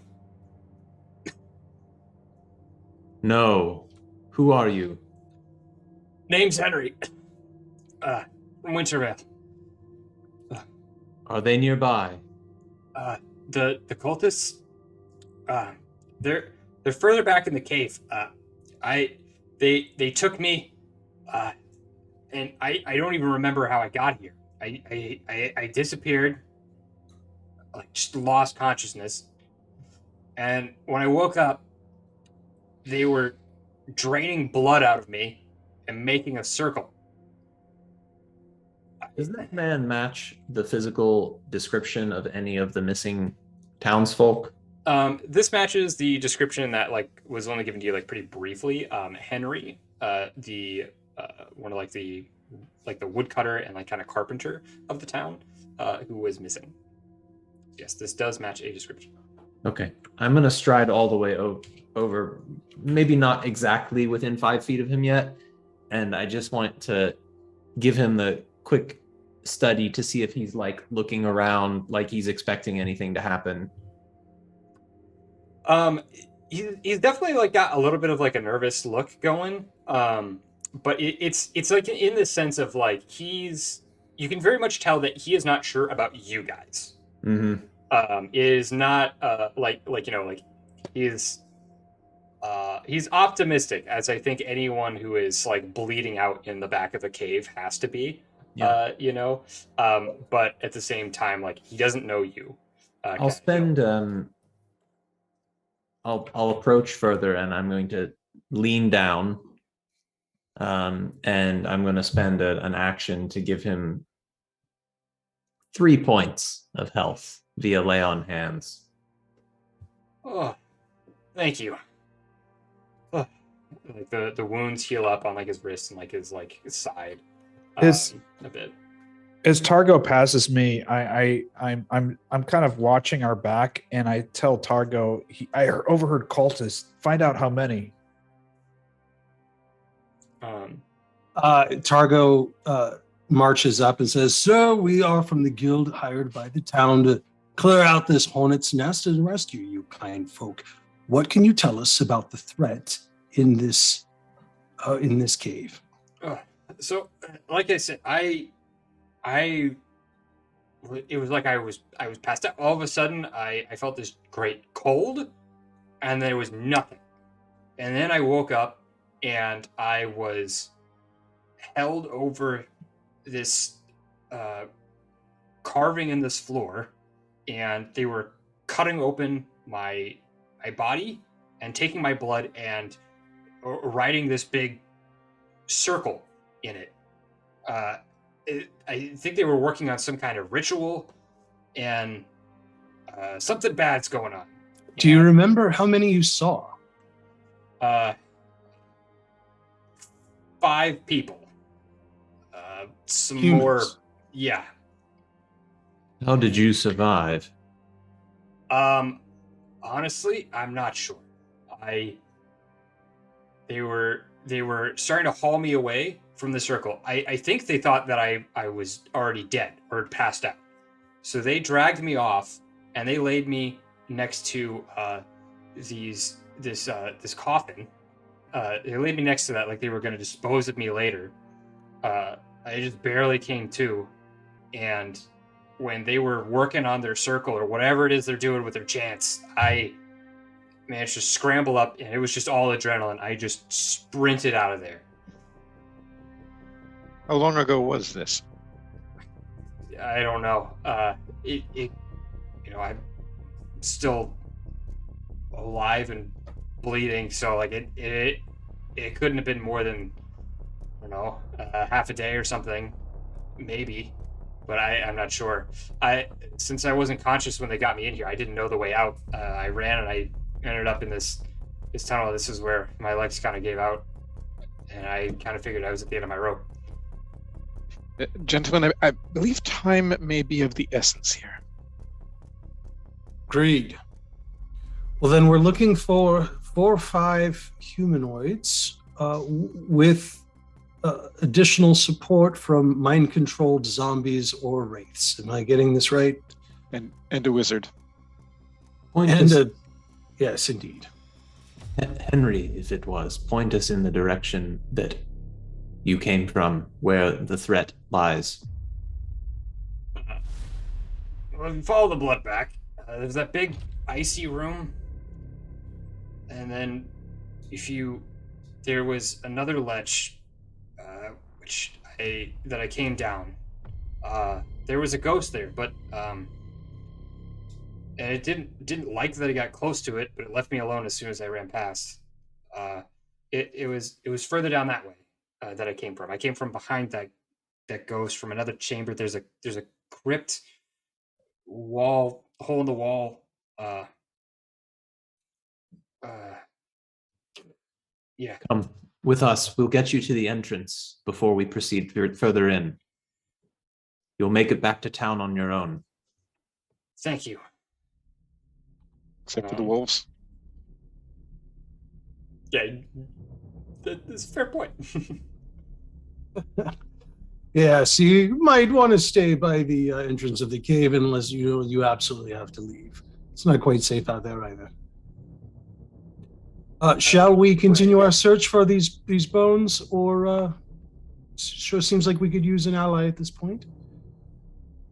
Did I find anything down the hole? Yeah, so the hole, it continues, and like the passage, there's like another passage down here. I come back and tell the party. Targo's already marching down the passageway. Come along, Henry. Do I detect anything in here? Give me a perception check.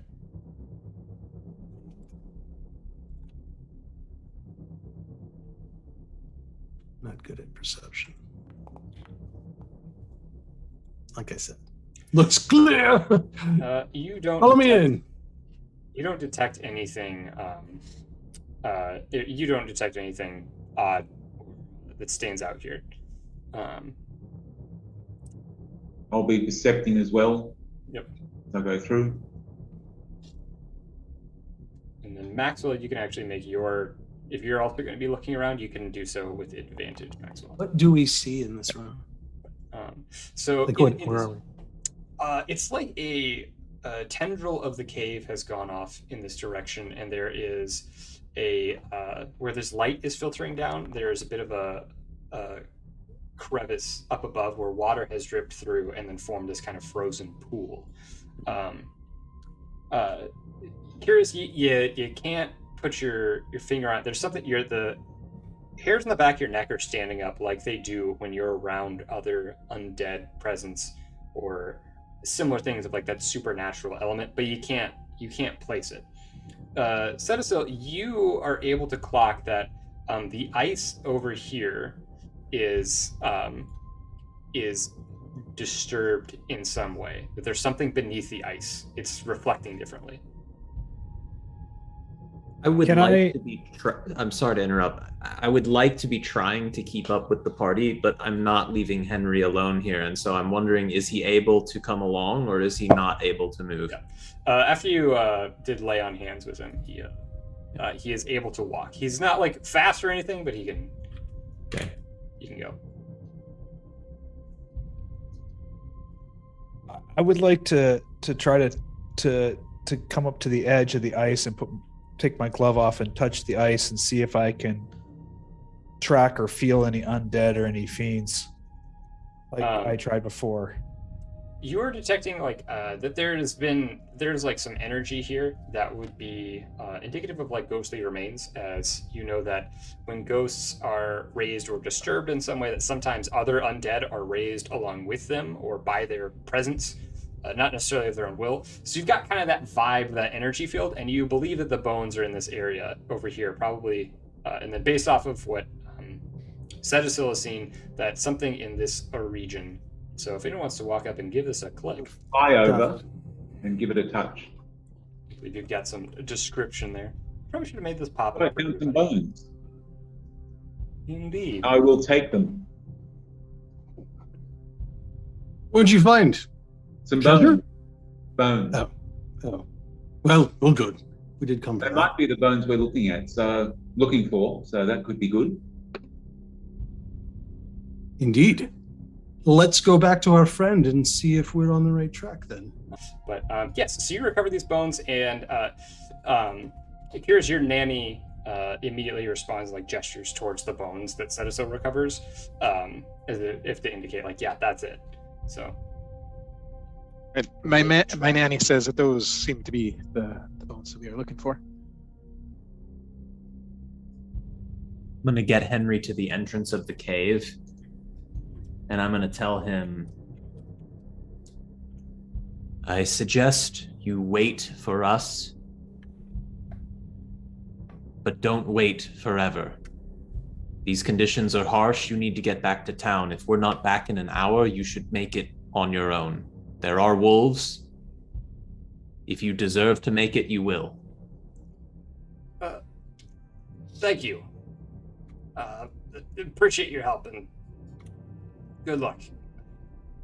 Please. Are you armed? Did you ask him if he's armed? I'm guessing he doesn't have anything. No, sorry, just the clothes on my back. I will give him a javelin. Oh, thank you, sir. It's all I'd hope you'd do for me. Wait for us, but if we don't return, save yourself. Maybe send a rescue party. Get around to it. If we don't return, we don't deserve to have returned. It's Well. hardcore. Is he comfortable with the javelin? I mean, he's not like super comfortable with the javelin, but at the same time, anything will do at this point. Better than nothing. Okay, You know what I mean? seeing this, I'm like, I've got 2 daggers. You can have one. Well, Might thank be a you. little bit more stabby than. Thank you, sirs. He does a practice throw like an Olympic javelin thrower. Thank you, sirs, and good luck. As you guys approach the ghost again, the ghost seems to almost like glow with like happiness and happiness or like some modicum of like familiarity or something like that. You know what I mean? Happy as a ghost can be. As happy as a ghost could be. Yeah, exactly. The ghost then like begins to lead you further into the cave. So you've entered into this cave and have seen the edge of the crypt, and as you approach further up, you are seeing there is indeed undead here. Great. And so now we will pause, and we're going to add everybody to initiative. Uh-oh. Uh-oh. Uh-oh.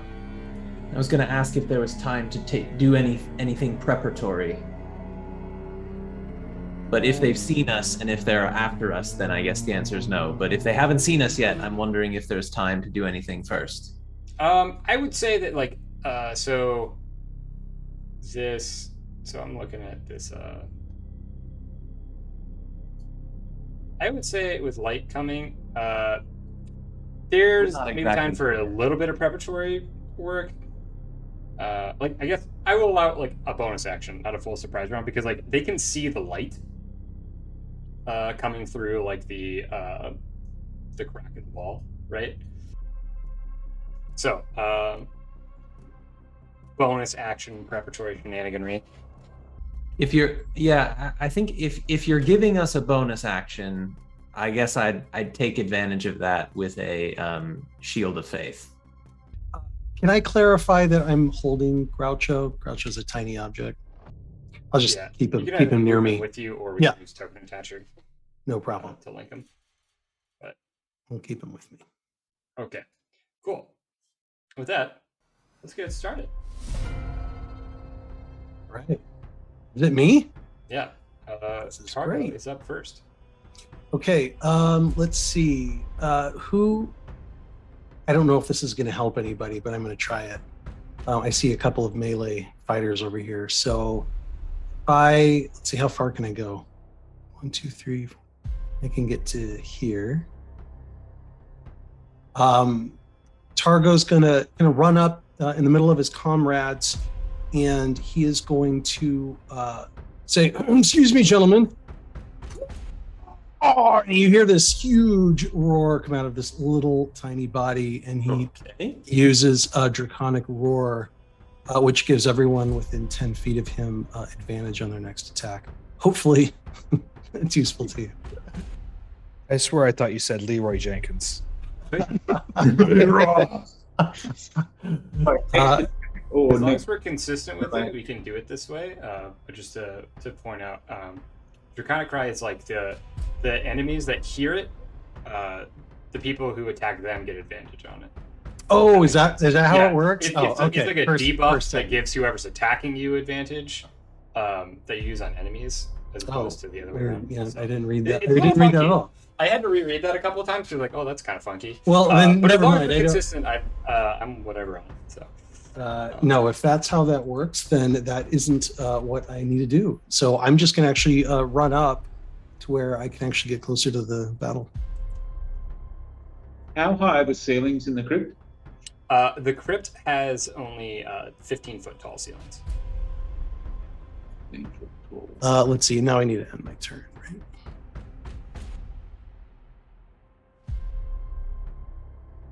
Yeah, you're.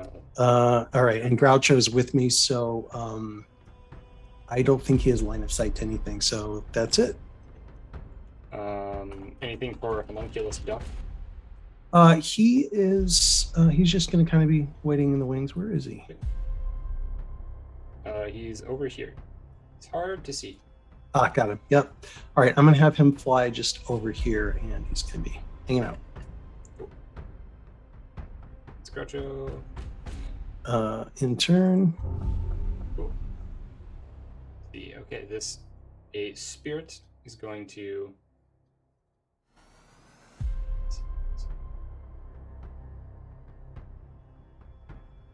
A spirit is going to charge forward.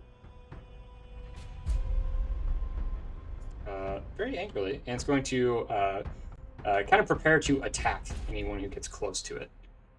That's going to be its turn. Curious, seeing this angered spirit suddenly appear, is going to, out of reaction, launch 2 Eldritch Blasts in its direction. Assuming I have a line of sight? I believe you have line of sight. Yeah. Yeah. Assuming it's still standing? Yes, it is. Yeah. You blast it with Eldritch Blasts and shoot off these beams of light, and the spirit kind of recoils as it strikes it. It is looking wounded. And I'm going to back up just a little bit, and then my turn. Abrazagal will stride forward towards the breach, identifying it as a tactical choke point. And as he does so, he'll reach over his shoulder and swing! His greatsword comes out, and there's like a crisp metallic ring that resonates across the cavern walls. And I will stride within 5 feet of the creature and accept what punishment befalls me. The angered spirit is going to attempt to drain your life. Fortunately, except he whiffs real hard, so no need. So I will then make a greatsword attack against it. I'll use a great weapon master to take a penalty on my attack roll. And that is a 7 to hit. Probably not great. Does not hit. I will make another attack, equally zealous in nature. Whoa. 16 to hit. That does hit. All right.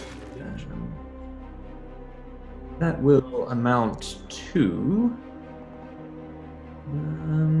20 points of magical slashing damage.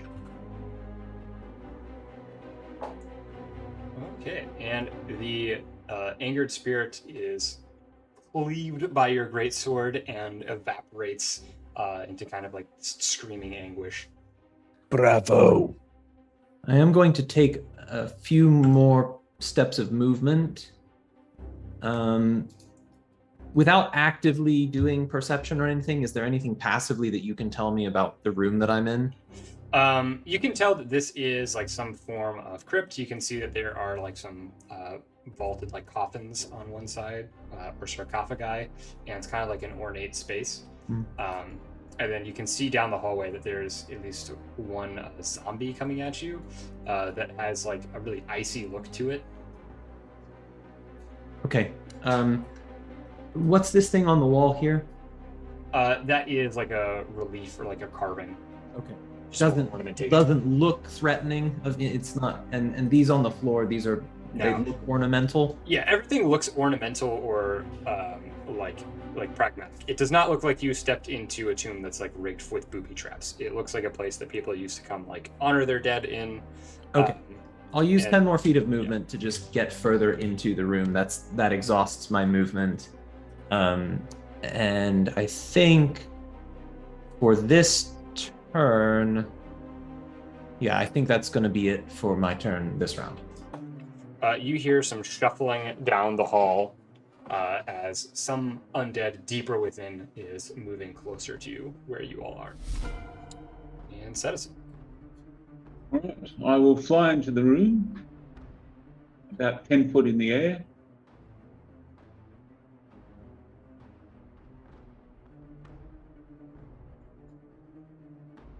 Realizing your view is a little skewed because of the height on these walls.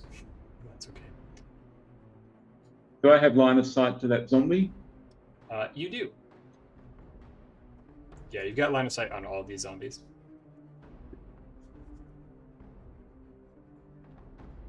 I love how those of us who aren't in the room yet, you're like, all of these zombies. Well, Yeah. I will use steady aim. And I will shoot an arrow at it.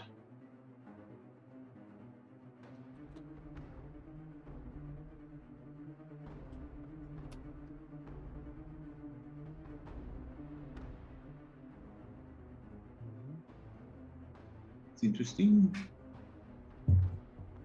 Did you select your attack yet? Okay. Come on, Cetasil. There we go. Oh, unlucky friend. That's a point. However, And I get to do a sneak attack. love it. I don't remember if I actually got the sneak attack automation in for you. But It's all right. There's a. So 17 points in total.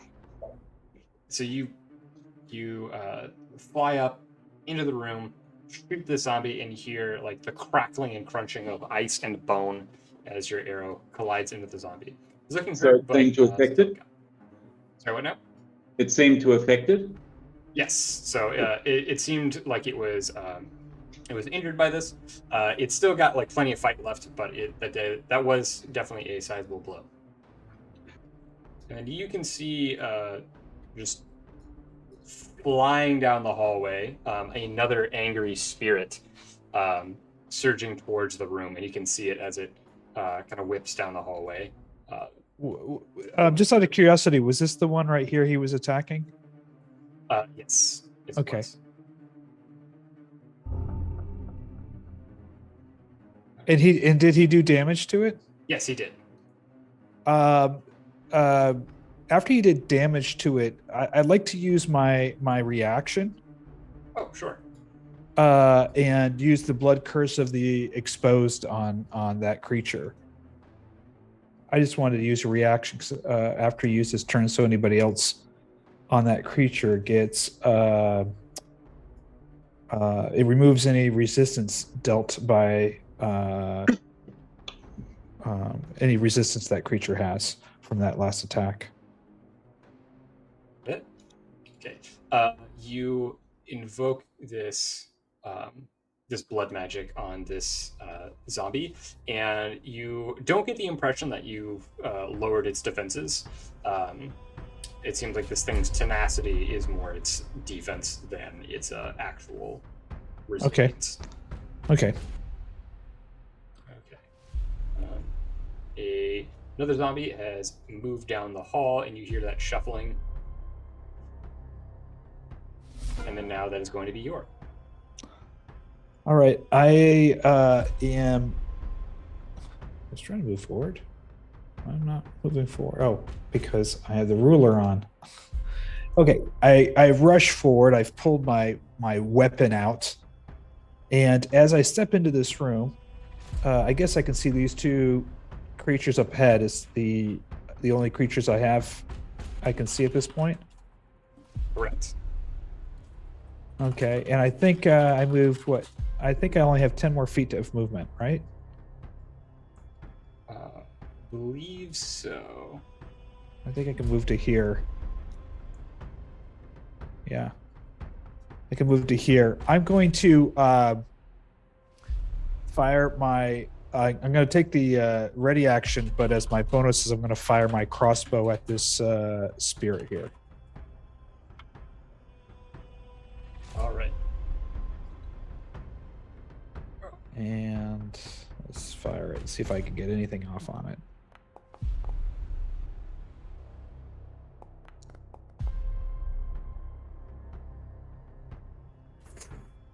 So I fire the hand crossbow, and I've got my my rapier, which radiating this light out in front of me with a ready, and I'm using my bonus actions to fire off my hand crossbow, and that's the end of my turn.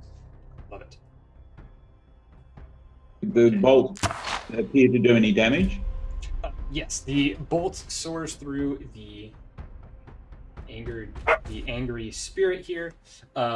It does look like it resisted some of the damage, so it wasn't quite as effective as it might have been otherwise. And we have another zombie shambling up here. He's not too bright, so he's going to use his movement and a full dash to get right next to Jorg here, but that is all he can do. Can I use my ready to action? Yes, you can. I'm gonna to hit him with my rapier as he approaches. I have my rapier pointed out, and I take a thrust into this creature's stomach here. Let's see if I can do any damage to this nasty creature. All right, and I do an extra D6 worth of radiant damage to him. Does it also do something extra against? So do you want me to just roll the extra D6 for that? Yeah. Okay. And that's 2 radiant damage. And roll one more D6 because this is undead. Okay. Oh, wow. That is tragic. Big money. But that's how it goes. Okay. Up next is our friendly ghost here. Is that friendly ghost? Is that a little irony there? Or no, this is like The actual unironically friendly friendly ghost. ghost. This is Casper. Yes. The friendly ghost is going to take a full movement and a full dash further into the crypt and kind of like beckon you all to run after it.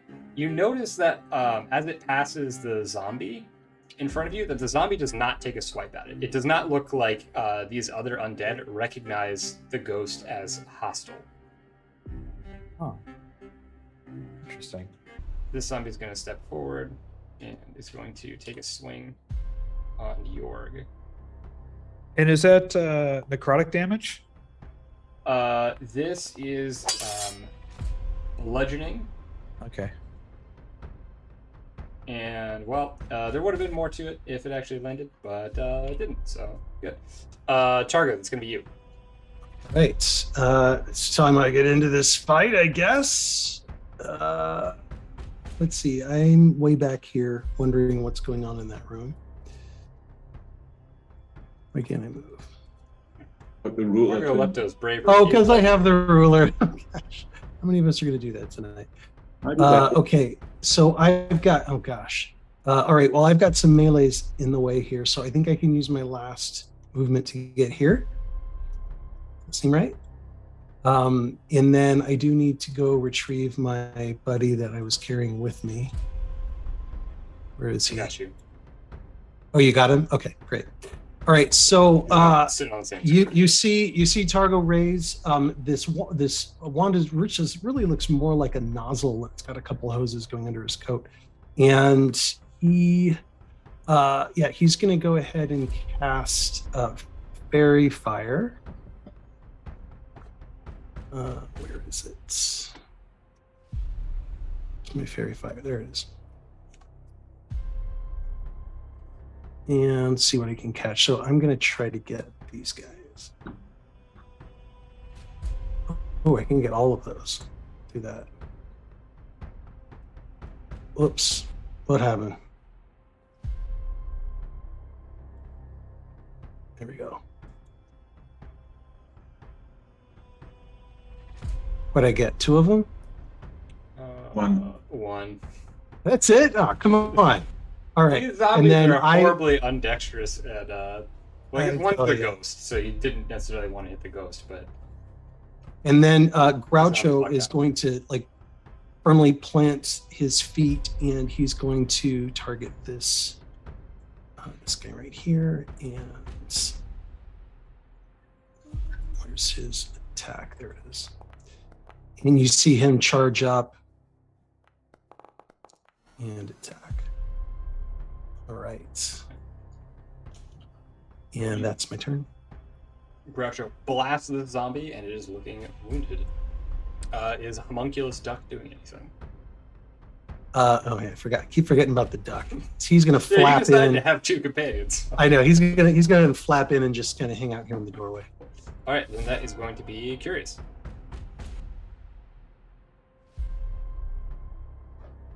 Where is 30 feet? Ruler time.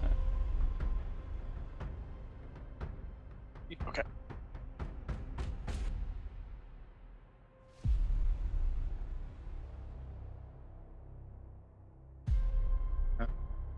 Cool. Okay.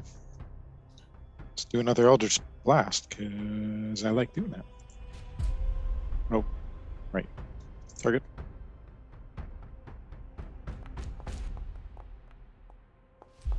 All right.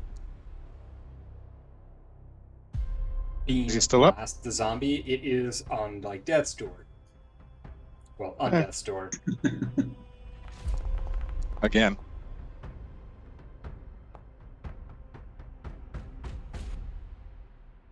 Jorg turns over and looks over his right shoulder as the zombie just kind of explodes in front of him, and some of this kind of pulpy zombie flesh gets on him. He's like, "Yeah, thanks a lot." Welcome. It's covered in nasty goo. So, unfortunately, Don't celebrate too early. I was going to say. The zombie is not quite done fighting. What? And its undead resiliency lets it keep itself together just barely, and so it is at 1 hit point. Uh-oh. I did not Oh man, automate them. I hate these frozen zombies. All right. Following the direction of the ghost, I'll stride forward, sort of assess the situation up ahead. We'll turn back and make 1 attack against the zombie that kept itself alive via fortitude. I'll restrain myself and aim for accuracy on this one. Natural 1, of course. Oh, Nice restraint. Yeah, so the A little frustration too restrained. the frustration's going to get the better of me, and I'm going to wail into the other zombie with some degree of abandon, and hope that that goes better for me. Hey, I would say I would that's say so. Yeah. quite a bit better. Boom. We're not going to spend any smites or anything, although that is of course very tempting in this situation. We will just make it a critical hit, though, which is going to be 31 points of magical slashing damage. Wow. respectable. Yeah, so after your frustration of missing the other zombie, you turn and cleave this one just clean in half and eradicate it. You get the sense that because you struck so true, no amount of willpower from the zombie was going to allow it to withstand that blow. With a kind of his blood up, with a cry of kind of zealous, glorious conquest, I will use a bonus action that is afforded to me by Great Weapon Master because I killed a creature to make another attack against the surviving zombie. And we're just going to go all out on this because going cautiously is not a good plan. A 10? That does hit. Okay. Thankfully, they're not too difficult to hit. So 23 points of slashing damage to this one. Okay, well, let's see if he can... Actually, I don't think it's even possible. Let's see. Yeah, no. Yeah, this zombie now also turns to absolute haste, and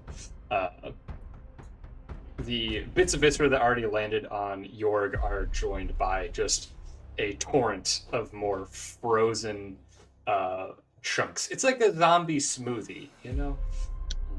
Jorg is standing there just kind of odd, and he's just covered now with just frozen zombie gunk, and he's like, A Brazigal will unleash an exultant roar, a battle cry, and seeing the ghost kind of pressing ahead into the throng of foes, he will press forward to follow along.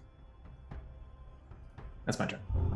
This zombie is going to march forward and is going to take a swing at Brazigal. Perhaps if he was a smarter zombie, he would feel a little more trepidation about this, having seen two friends reduced to nothing. But he was not the best shot in the world either, so he completely whiffs anyway. So it's a beautiful slicing distance. It'll be set us up. I am going to move up and try and smash this zombie. And I'll try and do it with a booming blade. Nice. Great spell. And because I've got an ally nearby, I should be able to sneak attack. Nice.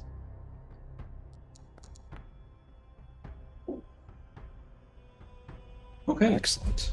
That's Excellent. 7. Very nice. Double check if the... Okay, I don't think the booming blade damage went through. So I'm no, not seeing what it applied to, so... So I'll roll a d8. You do that? Well, I saw the damage roll. I just don't think it applied to something. No, I don't think it rolled it correctly either. I should get an extra 1d8 of damage. Oh yeah, roll one more 1d8 as well. Okay. You have just rocked this zombie's world. It is hanging on by a thread of frozen gristle here. These zombies have a lot of threads. Is looking good. Yeah, this is true. They're extra crunchy zombies, so they're frozen and extra, undaunted. So, okay. All right. Next up, this specter, angered spirit, is going to take a swing on Brazigal. Mm-hmm. And is going to attempt to Yeah, suck that's the a life hit. out of you. That is a hit indeed. Okay. So it begins to drain life from you. 13 points of 13 damage. points of damage. All right. A Constitution saving throw for me. Constitution saving throw. Now this creature may be. I also need to make a concentration check. Constitution saving throws a 15. The concentration check is a 19. Also, the creature would take 5 points of cold damage, but it's probably immune. This one. But if it's not immune, it takes cold damage. It's not immune to cold damage, but it is resistant to cold damage. So it takes 2 points then. So I'm points of gonna- damage to the specter. So I'm gonna use my reaction after that takes damage, using my curse to expose it to get rid of its resistance to cold damage. So I think then it would take the full 5. So it's A full 5 then, yeah. Okay, at least that's how I'm. This lasts until the end of the target's next turn. Okay, What? cool. So anybody doing damage to it, it's not going to be able to Just cold. resist the cold. Nice. Alrighty. Next up we have this other zombie.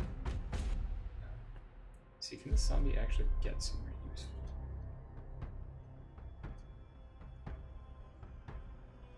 I think if it comes over this way, then it can actually also attack Brazigo.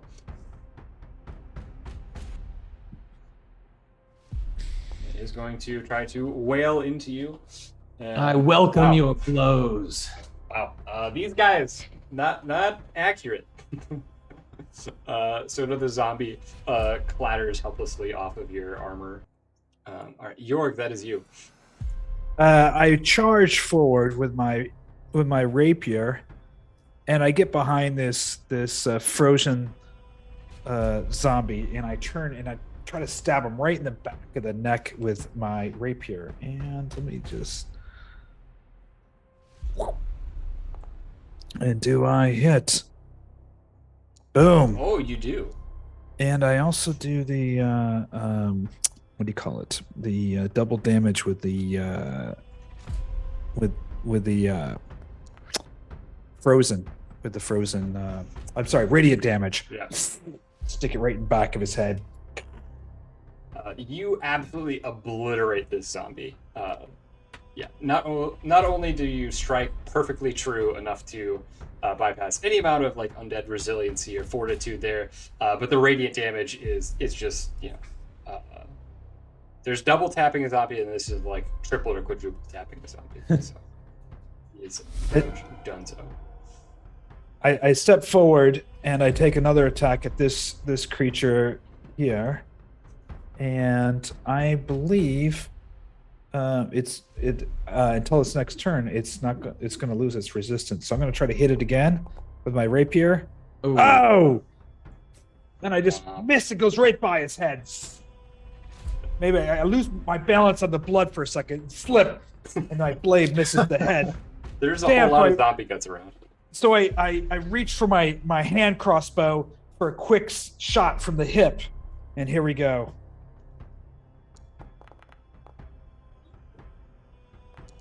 Yes. All right. And that is my turn. I'm kind of slipping through the zombie guts at this point. Yeah, there's And that a is whole my lot turn. of viscera there. So great. That is okay. that is my turn. Our friendly ghost is making its way down this passage. And it is beckoning as it goes, and specifically beckoning towards Cetasil. Makes sense. And heads down this passage to the side. I guess penultimate zombie. There's one more zombie up in here. This zombie is going to once again take a swing at Brazigo. Okay.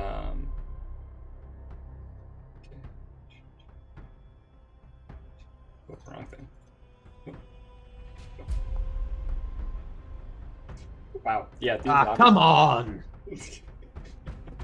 All right, so Targo steps up, holds up the nozzle, kind of hits a lever on it, points it at the fairy fire marked. What is that? Zombie? Zombie. And let's fire. He's going to cast Scorching Ray. So there's the first attack, which is 11. And how do I launch my other attacks? I guess I just launch another attack. Yeah, just Wait. launch it again without consuming it. Oh, I see. Okay, well, weird. It worked in my practice round. Second attack with advantage. And let's give it one more, yeah? Yeah. Whoops, I accidentally used my spell slot.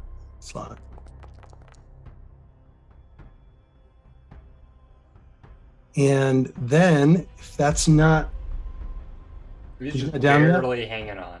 It is Okay. all melty and goopy at the moment. all right, then I'm gonna, let's see, I'll fly my homunculus in. He'll just hang out. And then now I'm ready for, Groucho is gonna take his attack.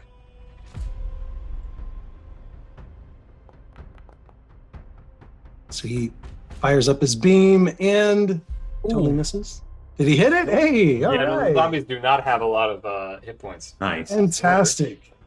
This zombie is going to attempt to buck off the damage here. It's going to be a little difficult, but we will see. It manages to shrug off Come on. just enough. It wills itself not to be obliterated, so it is full of holes from the ballista, has melting goop all over it as it's been blasted with your scorching rays, but is just barely up with 1 hit point. All right, that's my turn. Smells horrible in here right now after that scorching ray on that zombie flesh. Ugh. Oh, yeah.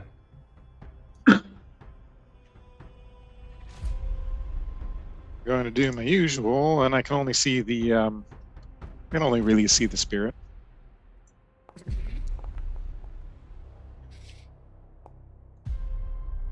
Nice. Oh man. Can I see the zombie? That is around the corner. I think you can see enough of them to take a shot at him. Yep.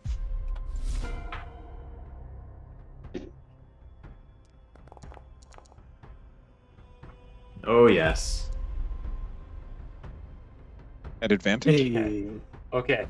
Once again, it's going to attempt to hold itself together. he had fairy fire.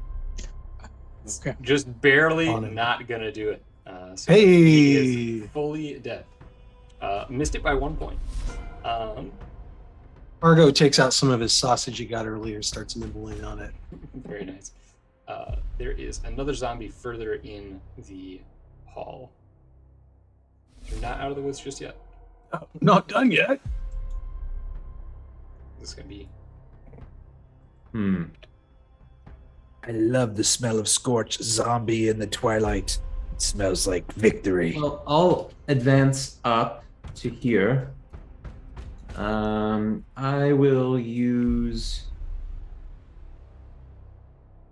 Let's see, that's an action. Ooh. All right, I'm going to use my action to hold an attack if this if an enemy gets within 5 feet of me. That's what I'll do with my action. So that's all for me this turn, I think. Right, I will follow the ghost.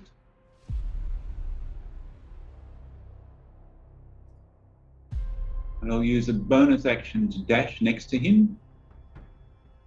And then I'm guessing I need to do something with the bones as my action. So, You should be able to just click on the top of that okay, sarcophagus there.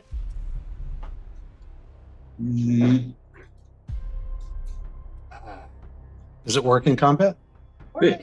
Maybe it's the fact that I'm trying to do it in combat, but I heard the sound go. So it happened. Yeah, it opened. I can see it. Okay, so I had to do some manual things. And now you should be able to click on that coffin. Cool. Ah, there we go. Lay the bones to rest. Boy, I hope that doesn't make it disappear. Oh, I can do it several times. Keep laying. Keep putting the bones to rest. So much rest. Hey, there we go. Okay, Hey. that's what I'm talking about. Oh, wow. That's All right. cool. The eerie lights vanish, and torches within the tomb are whipped back to life with a cheery blaze of fire, and a radiant burst of energy sweeps through and destroys the remaining zombie. And so now we are out of combat. Right. Anyone need to rest up or do anything else before we push on? Sorry, one Right. moment. Final bits here. The ghost finally having its remains laid to rest, gestures in like a mixture of just relief and gratitude, and bows as they slowly sink into their coffin and begin to dissipate. And you all enjoy the benefits magically of a long rest. Whoa. Hey. Oh, wow. And he's like, Sweet. call me. Long rest. I don't think I get anything for that. I feel like I should have done more things because I should have blown all my smites. Right. got some cool spells. I just did Eldritch Blast. Do any of you have some wet naps I could wipe off all this zombie gook off me? Yeah, I do here. Here you go. Thank you. Eldritch Blast got me covered in this crap. You better take your final encounter and quickly make it twice as deadly. I'm gonna be real honest with you.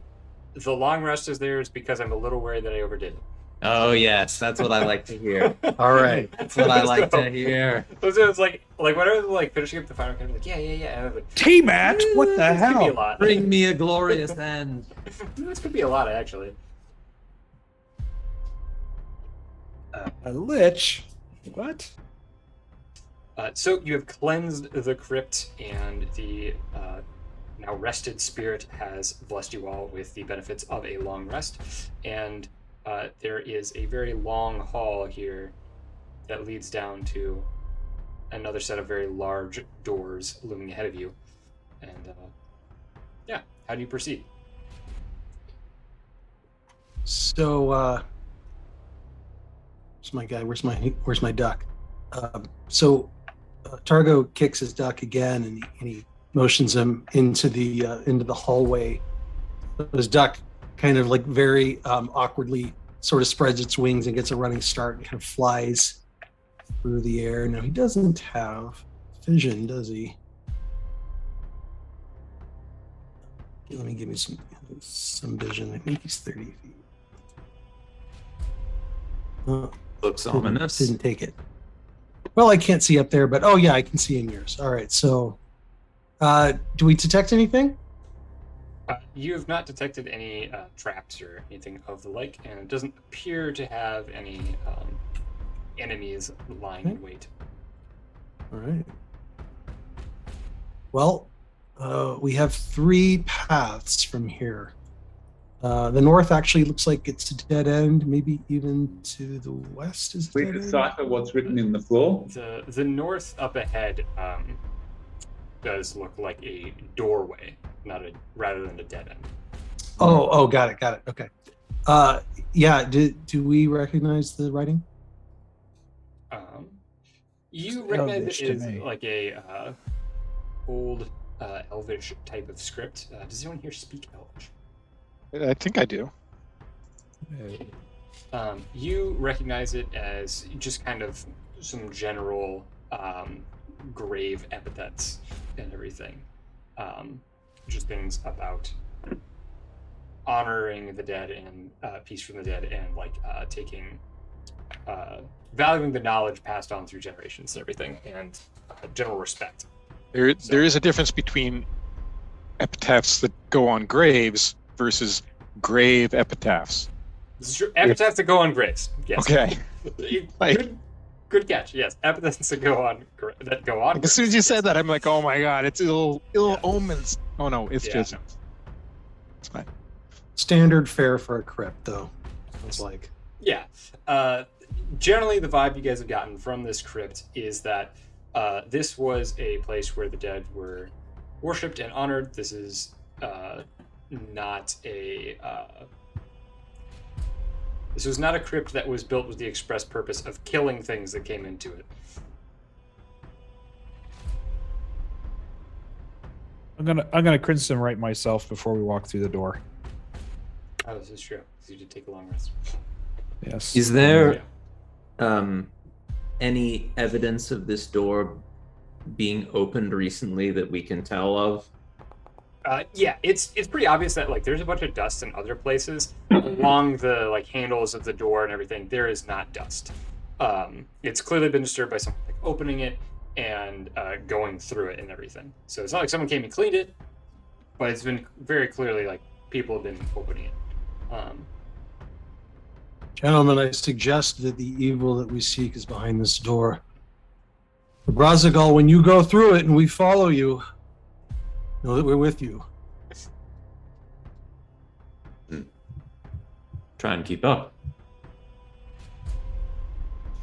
I Argo do nods. appreciate having you at my side, though. Let's do what I can. banish this evil and destroy it and drive it forth from this place. Here, here. Let it be gone. Who's going first? I'll do the Dark Souls door thing. Yes. I'll stand over here. Go ahead. I think I'll watch. before opening the door, Brazagal's going to pull back his cloak and reach into a little leather bandolier at his waist and pull out a potion and quaff it back. Interesting. Does that I make you more virile or something?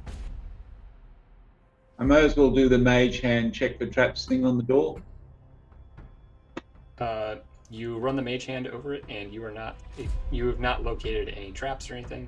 Does it seem to be locked? It does not seem to be locked. Okay. Over to you, fighter types. We're backing you up. Yeah, I think I'm feeling like this is the moment, so I'm gonna also double down on a couple of spell preparations as well, in addition to my potion. We're gonna do an Armor of Agathis, and I'm gonna also do a Shield of Faith. Just loading up. Right.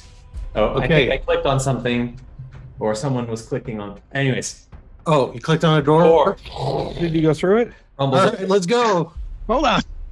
If we're all prepping, I'm gonna also cast Armor of Agathis and then use my rod to reclaim Oh, the spell slot. Console. Oh my gosh, what's going on? This is pretty neat.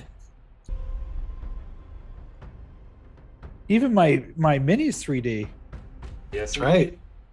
Wow, a 3D mini. Oh, is this supposed to be like what the new 1D&D thing's supposed to be like? Yeah, but better. But Ripper made this before 1D&D. but available now. Yeah, not available available now and with a functional VTT attached to it. Not in 2028. Broken. Full Right. microtransactions. $90 later. You Dark Souls open up the door, and as you step through, there is a large staircase leading down before you, and on the steps are a group of cultists lying in wait, ready for you, having heard some of the commotion before. You're not surprised. The hairs on the back of all of your necks were standing up of like, yeah, there's something bad behind this door.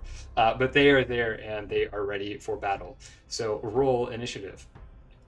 Oof. Right. I have a question. I hope I have an answer. As with since this is a one shot, I'm curious. And I want to know like what tools we have available. Do we have inspiration as you might start a session with, or do we not have inspiration? Y'all can have inspiration. You very much deserve inspiration for choosing a Dark Souls door opening. I immediately spend my inspiration to re-roll initiative. It's valid. If I can get you to reset me, I want to try and go for better than 5. All right, there you go. Perfect. All right, come on, better than 5, please.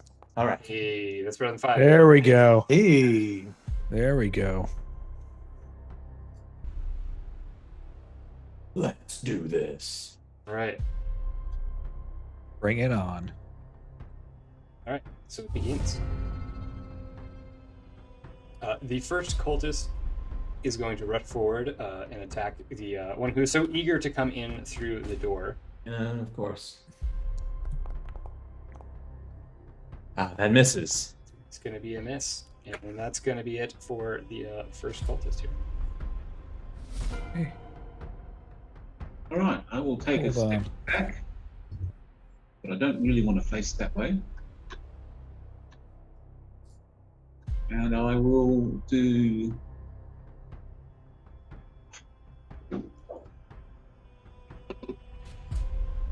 Sorry, I'm just having trouble getting my character. Bear with me.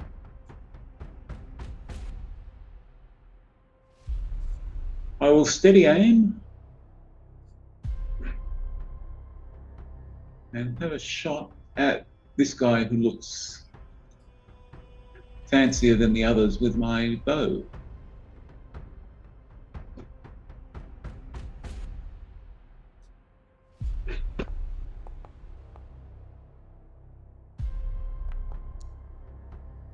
That's good. I will also, Yeah, hit it.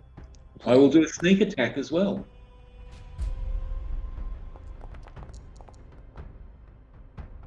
Oh, baby. You just ruined his day. This cultist screams in agony as this arrow shoots right through like his collarbone. He is badly wounded. Hey. And that's my turn. That's going to be yours. Okay, well, I'm going to hit this cultist. I've pulled out my rapier, which has got this, again, radiant damage on it. And I'm going to strike this cultist who's, for whatever reason, charged us foolishly. And Damn. I do another 1d6. They're not undead, are they? No, not undead. And I'm going to thrust it into her gut again. She wails in. Oh, you're attacking again. She wails in pain, and your second strike finishes the job. All right, and They're lying down. I'm going to. Just take a nap. Yeah, I'm going to aim at. By the way, it's pretty clever that Ripper has the tokens lie down when they're dead. It's a nice touch. Yes, very nice. Some of the I like the little quiver of death at the end as well. Oh, was there? I didn't even. Yeah, look at the shake. Take damage is very nice. Very nice touch. There we go, and fire my crossbow. Pull my crossbow up, and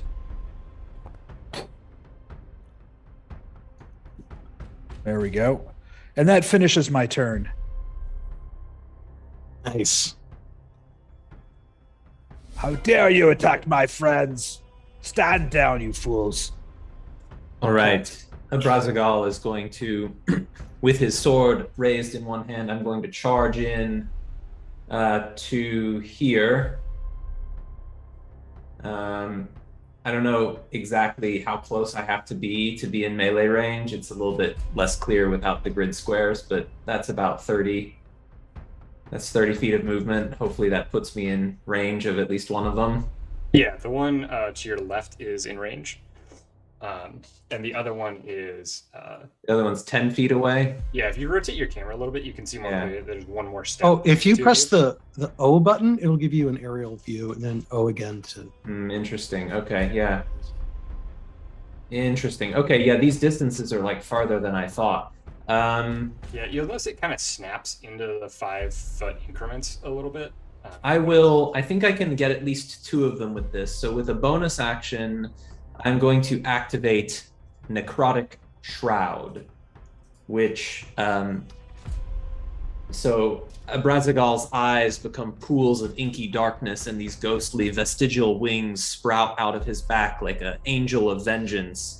And I need the fanatic and the one next to me to take a charisma saving throw, both of them, please. The cultist next to you utterly fails. Okay, so the one next to me Withering is the frightened of me. The one, unfortunately, I didn't get the fanatic with that. That's what I was kind of hoping for. But no matter. I will, with my greatsword, attack with a great deal of ardor the poor cultist that is adjacent to me. And that is a 23 to hit. Absolutely hits. Only just. Roll damage. Only just. Yeah, just barely. Like 26 points of damage. And you know that just barely killed him. Unfortunately, I think that's going to be. I'm not going to be able to do anything else because that was all of my movement, bonus action, and part of my attack chain, but too far away for anything other than that. Unless you would say that I can, with a free hand object interaction, get a javelin and throw the javelin with my second attack. I mean, that sounds pretty badass. So yeah. I think by the rules it's probably okay as long as I can hold the greatsword in one hand temporarily. Like you can draw a weapon in like that's an object each turn. interaction. Yes, it's an object interaction, and like I wouldn't say you have to drop the greatsword to do that. So I think just temporarily one-hand it so I can throw the javelin. Yeah. Okay. Yeah, I'm gonna do that. Sounds cool to me. So I'm gonna do that to the cult fanatic, and that would be a 23 to hit. That will absolutely hit. For 7 points of piercing damage. All right. And the cult fanatic is hanging on by a thread. Not as many threads as zombies, though. So. Alrighty. And this fanatic is going to attempt to attack you. Mm-hmm.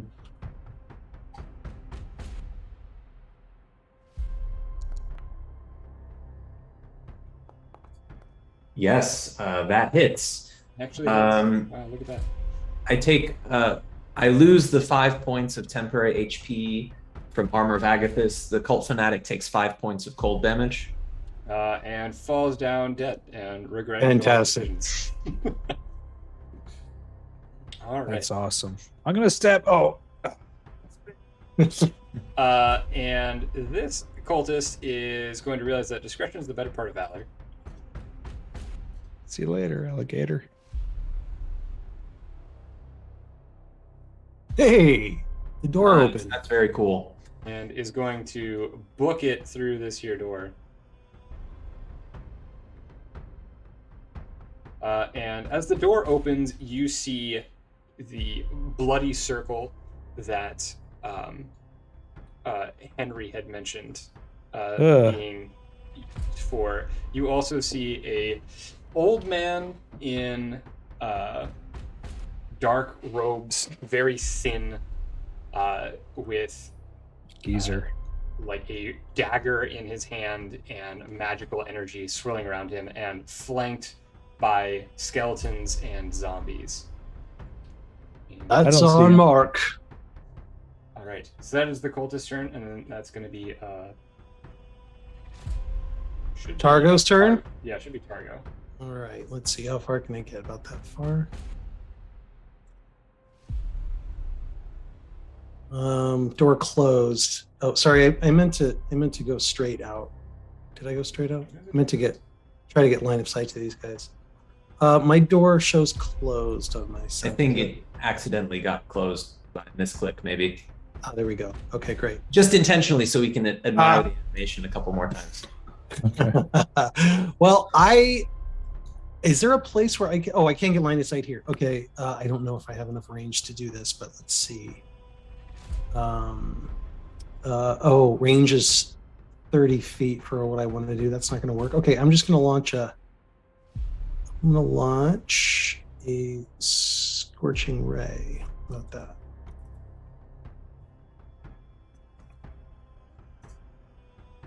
What is my distance to that guy? Okay, yeah, I'm in range. So let me go ahead and cast. I'm going to cast Firebolt, pull out my nozzle. Woo! Boom. And it connects. All right, and I'm going to cast that. I'm sorry, that's not Firebolt. This is Scorching Ray. That was the first of 3 attacks. Let's get that dodgy Giza. Oh, what happened? Oh, there we go. It was waiting Just a to see delay. if he wanted to react. Oh, I see. Okay, and one more of those. Dang.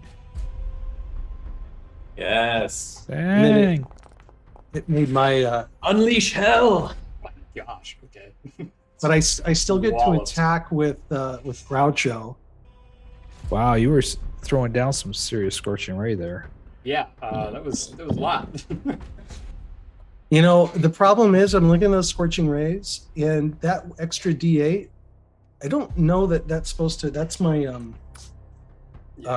only supposed to get it once. I'm only supposed to get that once, so I feel like we need to take off. Can you take off 2d8? Yeah, so I can see the results. So Now, it's on a Groucho- hit. Let's see. Okay, well, I mean that's fine if you want to give it to me. I just didn't. Kudos for honesty. Yeah, it's on a hit. And it's like once per turn when you hit with a spell. Uh-huh. So you would still get to apply it at least once, and It would that's apply to one of Okay, well now Groucho's gonna get in his stance and fire, and that's gonna give me another what? that is going to be a miss. Oh, Groucho! Hey, kick him.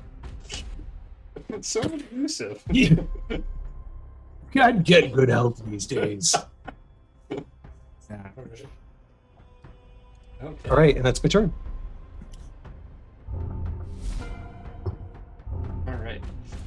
This skeleton is going to make its way towards the door, and is looking ready to attack if something gets close to it. All right, and that's going to be Curious. Okay, so I think I moved 30 feet, and then I'm going to Eldritch Blast. I don't think I can see the people there, but I can see the 2 skeletons. Yeah, if you can target them, you can see them probably. Okay. As long as they're in range. Ooh. Well, that one missed. It's like one's going for it. Oh no! Jeez. Wow. And I kick Curious. Yeah, they've got some partial cover because of the doorways and everything. Yeah, I'm pretty sure I aimed at the door. All right. That's it. Have a zombie. Hey, I will. This zombie is marking forward. From a quick look, do any of the zombies look like townsfolk? No. None of them look exactly like townsfolk, from what you can tell. They look like they've been dead for a while, which I suppose in theory the townsfolk could be as well. Okay. All right. And at the top of the round, Olaris here is, you can see there's like a ritual swirling about, obviously, with the script and everything. And the wizard back here is actively attempting to manipulate it. So he is going to make an Arcana check.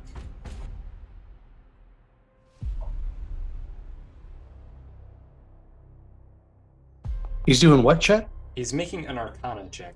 Okay. He's trying to harness some power, it says. Okay. Bastard. Hopefully that's not enough.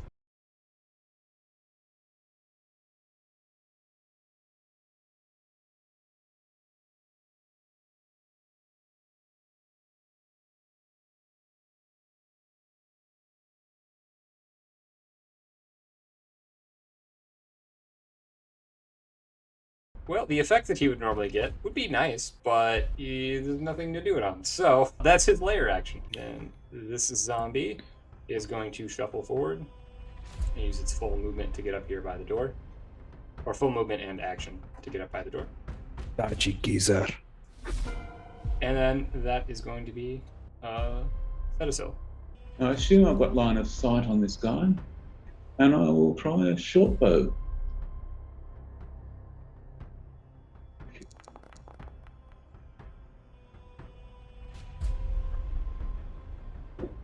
Yeah. And that's going to hit. Good. Did it seem to do any damage? It did. Sorry, it did or didn't? It did. Yes. Right. Well, I may as well Damage do my has been dealt. attack while I'm here.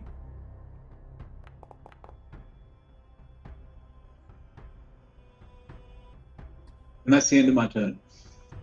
Alrighty. All right. So that is going to be Laris. Laris is going to try to harness his power again. What the heck does he do? Because he's taking a lot more damage a lot faster than I expected him to. First things first, he is going to cast Greater Invisibility upon himself. Ah. Wow, that was a lot of things that were just going off. Fun. And then he's going to go do some things. Do some Oh, stuff and okay. things. Do his holiday shopping, last minute Yeah, he's gonna holiday go shopping. do his, go do Is holiday he shopping. is he within my view? Is he within your view? Like before he went invisible? And I see him casting the spell. Yes. Is that 90 feet? I'm assuming yes, it is. Yeah, you see him. Counter casting the spell? Oh! Well, yep. You play this. The range on counterspell. You may have a range issue there. What is the range? No, Okay, it's I 90 have feet. no idea. It's 90 feet. Right? don't- No, Oh, 60 feet. I don't 60 think feet so. actually. My bad. Short. See? How far am I? Let me see if I can get a proper measure. 90. 96. Yeah, I got you at 83. Never mind that. From where? That would have been awesome, though. It would have been a good move. Indeed. All right. It's interesting, like compared to the scale of maps that I'm used to with top down, I feel like everything is like so much further away here. Yeah, Right. it feels huge. It feels huge, yeah. But yeah. All right. And that's gonna be Jorg. Jorg has pulled his blade out. He's watching these cultists fall. And then he sees that crazy geezer disappear. He's charging forward. Let me see how many. 15, 20, 30. I can go 30 feet, right? It's kind of. I'm not Sounds getting right. not getting exactly 30 feet on this, so I'll try to do my best. And do I got angle on this this guy here? Can you target him? Yeah, if you can target him, you have a. Okay, I'm gonna fire my crossbow at him, and I'm gonna be readying my actions in case anybody shows up invisible. Okay, here's my firing my crossbow, and I don't know why it rolled twice. So I hit him with my crossbow for 5 damage. That's my turn, and I'm going to you know what? I'm going to use my action to rush up to the door. I'm going to dash to the door. And then I'll hold there. So I'm going to use my action to dash to the edge of the door there. Okay, that's my turn. All right, Nebraska. All right. I'm just gonna. Yeah, everything's so far away. I'm going to move 30 feet. Oops, not there. There you go. And so that's all of the movement that I have. So I can't get any closer to these other foes, which is frustrating. So what I will do is, with my action, I'm going to attack the zombie that is within 5 feet. I will attack extra zealously, knowing that it is in fact a zombie, and I can probably hit with 13. You do indeed. All right. So then that will be 24 points of slashing damage. Good God. All right. It takes a whole lot of damage. Now we'll see if it can manage to make that Constitution saving throw. Actually, I'm pretty sure this is impossible. It's absolutely impossible. Sure, I bothered to roll. So yeah, that zombie is dead and dead. So like the last round, I don't have really a use for my second attack, so I'm going to repeat my trick from before. Object interaction, grab another javelin. I have 3 left. And then I'm going to chuck it at the cultist. Seems appropriate. So that's going to be just a regular attack here. 17. That hits. That will be 6 points of damage. And then with my bonus action, I will cast Spiritual Weapon. And I'm going to conjure the spiritual weapon. I couldn't get Warp Gate to work earlier, but I'll just drop my companion here. I'm going to put the spiritual weapon on the far side of this cultist. And then as part of that bonus action, I can make an attack roll with it. I didn't set myself up a feature to use for this spiritual weapon attack, so I'm just going to use my own longsword, and I'll set that up between turns. But this is for the attack roll from the spiritual weapon on the cultist. 18. That will hit. And then the damage would be the same as the longsword. So again, I'll just use it. It's 1d8 plus my spellcasting mod, which is 3.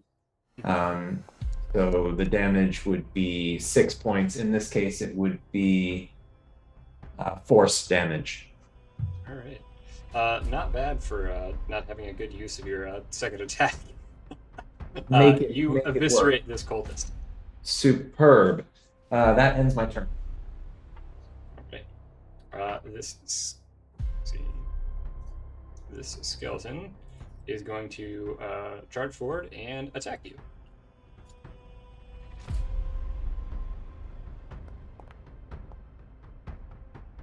Hey, a hit. Look at Yes, a 20 is a hit. 5 points of damage. Let me take a concentration check. Ooh, that is a failure. So there goes the Shield of Faith. All right. That's going to do it for the skeleton. The cultist is dead and can go back. Don't you also have the armor on? Armor of Agathis lasts until the temp HP is gone, which Yeah, I don't fanatic have armor of Agathis. killed himself to load up. So Hey, Targo steps up, and you see him pull out his novel, and you see it charging up. He kind of switches gears on it. You hear it going whoa, whoa, whoa, whoa, whoa, whoa. And let's see if this works. Yeah, perfect. And then you sort of silently lets out a release, and then it lands and it goes, and there's this huge sound, sonic boom, and it just shatters these skeletons into a million pieces. hopefully getting some shrapnel onto my ASMR friend. Just because. Wow. Okay, and then we're still in. Okay, so I have to figure out. So I did bring, like I said, I'm holding Groucho, so he comes with me, but he doesn't have anything to shoot at, right? We have no targets. There's another zombie over here. Oh, there is. Where? Yeah, where's my ping button? I guess I could shoot villagers. Why can't I not remember the ping button? Oh, that's a zombie right there. Yeah, Oh. the zombie here. Okay, yeah, great. I can't remember the ping button right now. I'm failing. Yeah, see him. So Groucho is going to take a forced ballista attack. Here we go. And then I'm going to get my duck. I'm just going to get him whatever his 30 feet. Got it. That's my turn. Excellent. Okay. Skeletons on the floor. Curious. Gonna attempt to move towards the door.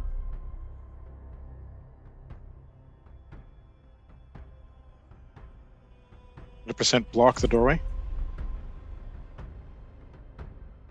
Sorry, what was that? I said I'm gonna 100% block the doorway. Is that no? I think that was too far. Never mind. Nope. Get it? Okay, cool. Target that guy and do some Eldritch blasts.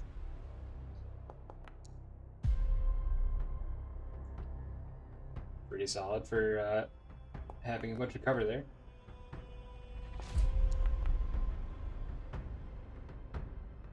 It's another zombie down. We will see. Gentlemen, I'm feeling awfully huddled together here. Uh-huh. I think he comes back. This is not tactically wise. This zombie manages to hold itself together. Yeah, I mean, what? It's not like there's a wizard trying to become a lich that's running around with great invisibility or anything.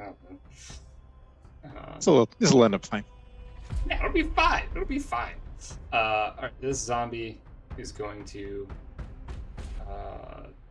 go forward and attack Bradgal. Oh, I'm sorry. I did not mean to move my spiritual weapon. That misses. Yep.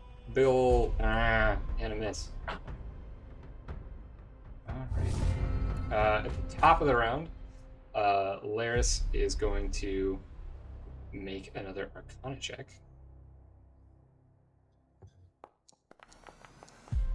Oh my gosh. Okay, well,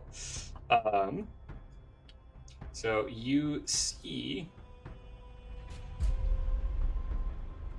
magical energy flows through the room, and 2 of his undead minions rise once again. Hmm. And then that is going to be Zetasil. Use a bonus action to dash.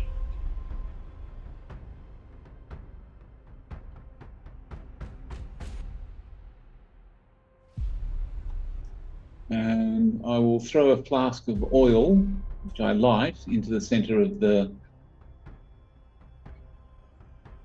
magic circle, if I can reach. Which it looks like I probably can only get the front edge. But I'll do that anyway.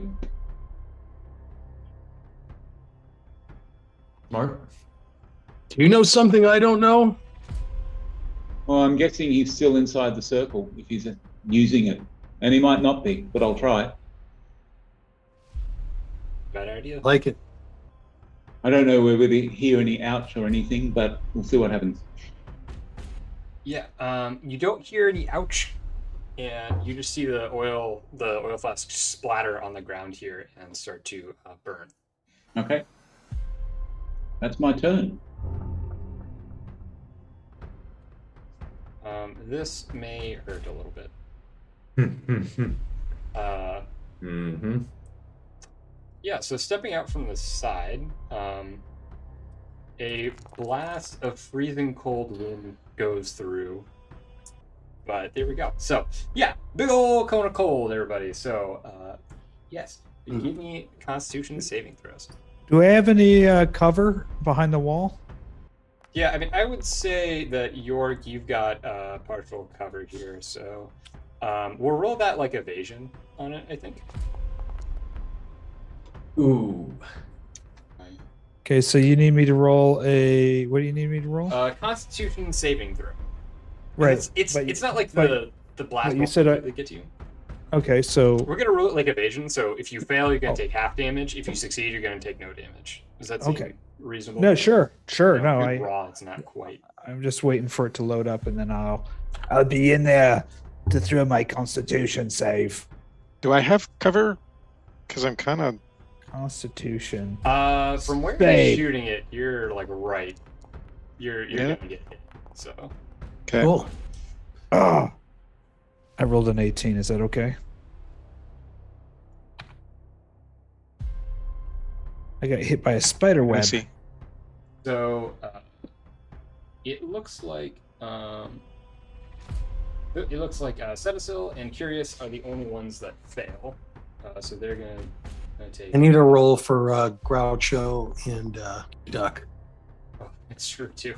Yeah, Groucho and Duck are not gonna do well. Groucho got 11. I guess I would ask you, unless Laris has some ability that allows him to exempt his allies, this would presumably blast away the skeletons and the zombie as well. Oh yeah, he's totally cool with that. Yeah. Yeah, very much so. Ooh. Yeah, I'm not even gonna bother to roll saves for them because I think half damage kills them anyway. Okay, well, Duck and Groucho presumably both fail. Oh.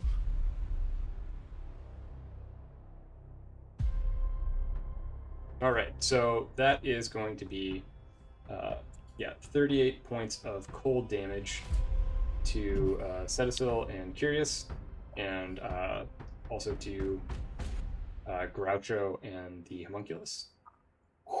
Okay, so they're both down. And 19 points on a success, right?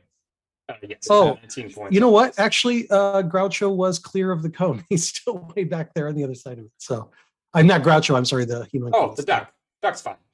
Duck's fine. So it's a half damage for those who succeed. Yeah, half damage. So it's 19.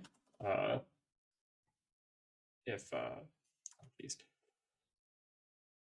Yeah, so half damage for those that succeeded. Yeah, that was. Yeah, it hurt. All bunched up, and I was like, "Wow, kind of exactly how it was drawn up." Okay. There's a reason I stand behind walls. Yeah, no kidding. That is going to be Laris's turn.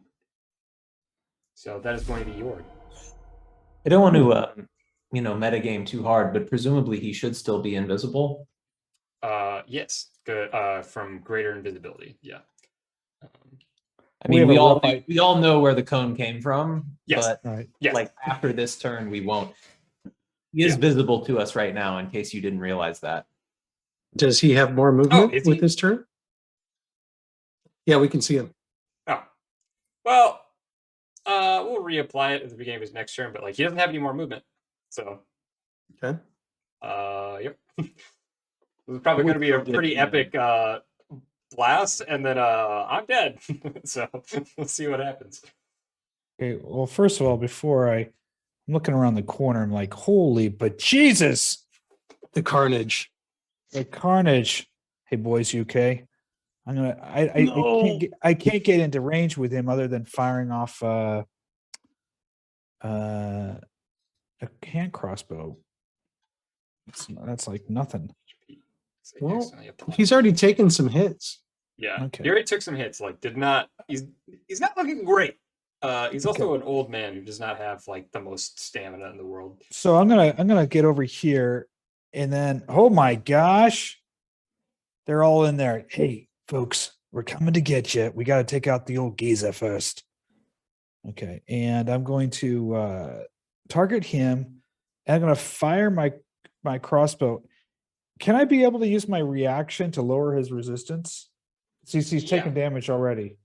Yeah, I would say so. Or well, okay, it would be if he's resistant, which I mean, I think it depends on whether the wording of the ability says you have to be able to see the creature, which right now you would not be able to because he's invisible. Okay, that's true. That's true.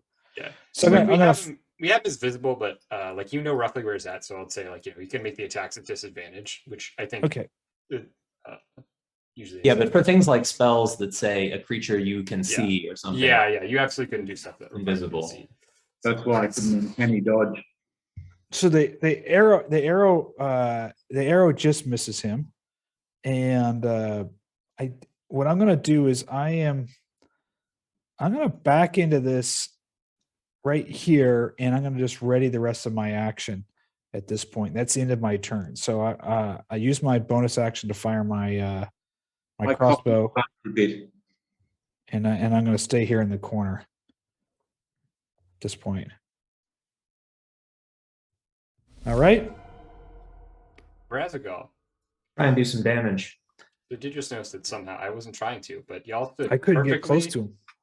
Y'all stood perfectly to where the cone of cold that would hit all of you did not touch any of the townspeople who are locked in. Intentional. We were trying to preserve them. I was like, wow. 30 feet of movement. I know where the cone came from. I don't see him, but with a huge cleaving swipe, I'm going to attack with disadvantage, I would presume, because I can't see him. Yep.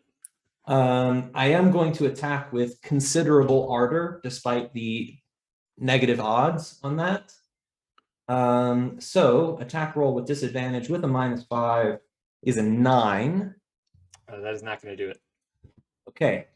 One more. Same thing.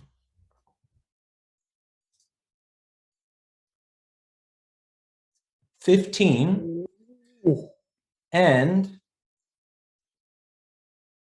if I don't hit anything, there's something else I'm going to do. You feel your sword flying through the air, and then all of a sudden feel like it runs into something that then kind of deflects it. Well, I will deflect it. Draw upon the zealous fire of my faith in conquest and use Channel Divinity Guided Strike to gain a +10 bonus to my attack roll. Okay.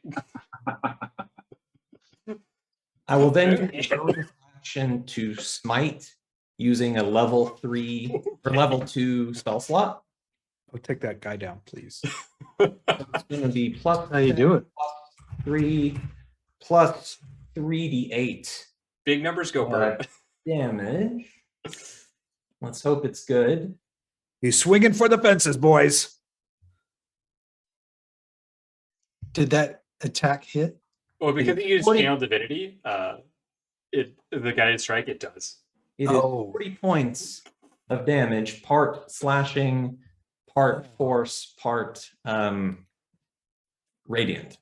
Wow. Okay. Well, in the swingiest combat of all time. Let's go. Laris Bitterman is cleaved in half while invisible, his magical shield shattering.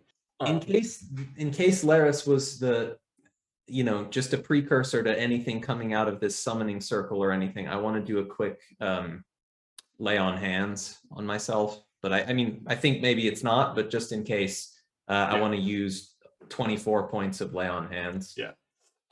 You see the townsfolk, and you do see all 7 of the other townsfolk that were missing, Henry being the 8th. I didn't notice that before. That all of them, they kind of go from before you maybe caught glances, or right as Laris died, you noticed that they had these blank expressions in their face. It was almost like they were in a stasis of some sort. All kind of shake their heads and start to come to, and are very confused and have no idea where the heck they are. At the hey folks, we're going home. They all seem very pleasantly surprised and happy. So Laris has been slain, cleaved in half. I loot his body. Excellent. I will hold Targo back and say, right of the kill is mine. And I'm going to give him my most steely-eyed glare wait, that I possibly It can. was a team effort, though. Did you see how much damage I caused him? I run up there and say, well, wait a minute. I'm the one that got all the zombie gunk on me. This is where we turn to PvP. Okay, then I run away from the paladin. Meanwhile, poor Citadel is bleeding out on the floor. Wait, one of our allies is wounded. I did not realize that. Who? Oh, Citadel went down. All right. Oh, Targo, no. you can have the body. You can have the body. I'm going to take Targo loots the body. I'll use healing hands on Cetasil. Don't worry, I'll share everything with you guys. Can we loot Cetasil first? You loot him, I'll loot this guy. Incredible. Cetasil. On Laris, you find he has his dagger is very nice. There's nothing special about it. It's just a very nothing magical about it, I should say.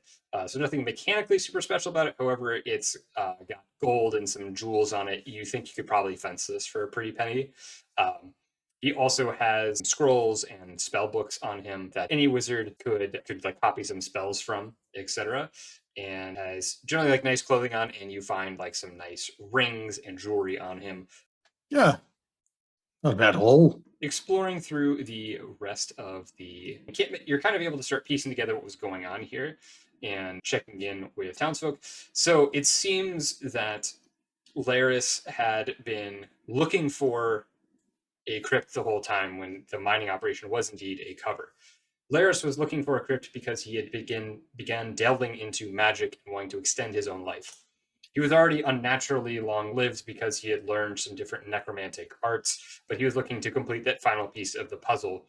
And when the mining operation shut down, it was because they found this place, and he spent the last 20 years preparing to enter lichdom.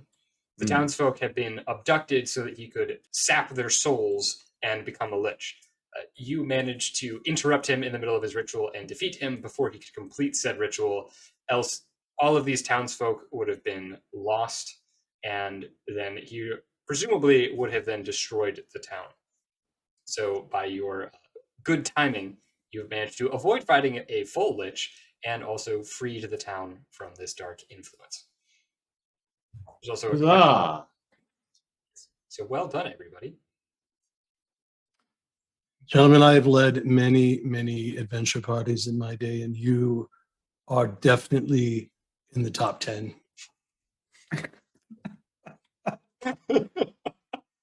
I've definitely been in multiple adventure parties, and you gentlemen are definitely one of them. Brazigal's just going to turn around and start walking back to the entrance to go find poor Henry before he tries to make his way home on his own and brave the wolves. Yes, I will go with him as well. Maybe I can get a wolf pelt or something out of this trip. Could you remove prone from my character? I do want to stand up. I'd like to stand.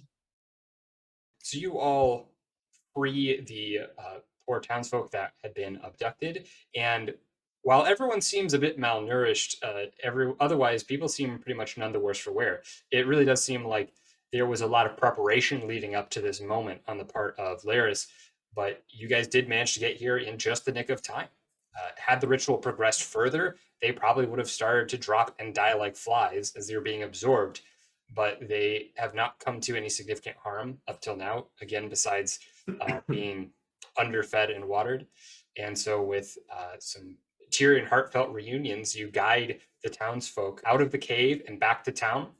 Just as the sun is beginning to set, there are no wolves to bar your way just yet, though as you reach town, you can hear them howling off in the distance, another wonderful window of time that you had made. And as you return and reunite these families, the town is incredibly grateful, and you have the love and adoration of all of the people for reuniting their families. People who thought they'd never see each other again have been reunited, and this mystery has been solved, and it has had a happy ending after all, thanks to your efforts. Except Nicholas, who was hoping his mom was going to be dead so he could take off and go to the next town. Yeah, Nicholas is like, Mom, you mom, but no, Nicholas himself is like, even So Nicholas. glad you're still alive, mother. Mom, Yes. I definitely didn't want you to not come back. I wanted closure, but the other sort of closure. But even I Nicholas love is working at the store. Nicholas is overjoyed to see his mother again, but does mention to you, Kira, since you were so encouraging to him about pursuing his dreams, that he does intend to talk to her about him moving away from Wintervale soon, quote unquote. So I think Nicholas is behind all of this. Secretly, he's brought the Lich here to get rid of his mom. yeah, I knew it the whole time. yeah, the 18-year-old kid getting a Lich in on it. It's like, hey, you want to become a Lich, Spud? It's Get rid of my it's mom his for me. emo stage, Yeah, you know. yeah, there we go. Teenagers. Teenage angst. Okay. Well, guys, that was fun. Yeah, well done, guys. Well, Fun to do some experimenting tonight with the inventors that are making all this stuff work. And Ripper, I know you're not here, but thanks for letting us do some 3D stuff tonight. That was a lot of fun. Some new things that people haven't seen before. That was really cool. I really like the 3D stuff. Yeah. And thank you guys for bearing with me on this. There's a lot of pieces that, you do as much testing as you can, and then you still find some holes in the armor. So I appreciate everyone's patience, and thank you guys so much for playing with me. It was a lot of fun. It was good. Thank you for inviting. hosting us. This Thanks was for running it. It was great. Yes. Anytime. All right. Well, until next time. Thanks, everyone. Awesome. See you guys. Fantastic. Bye. Thanks Good a lot, luck, everybody. folks. Have a good one. Until next time. Bye. Bye.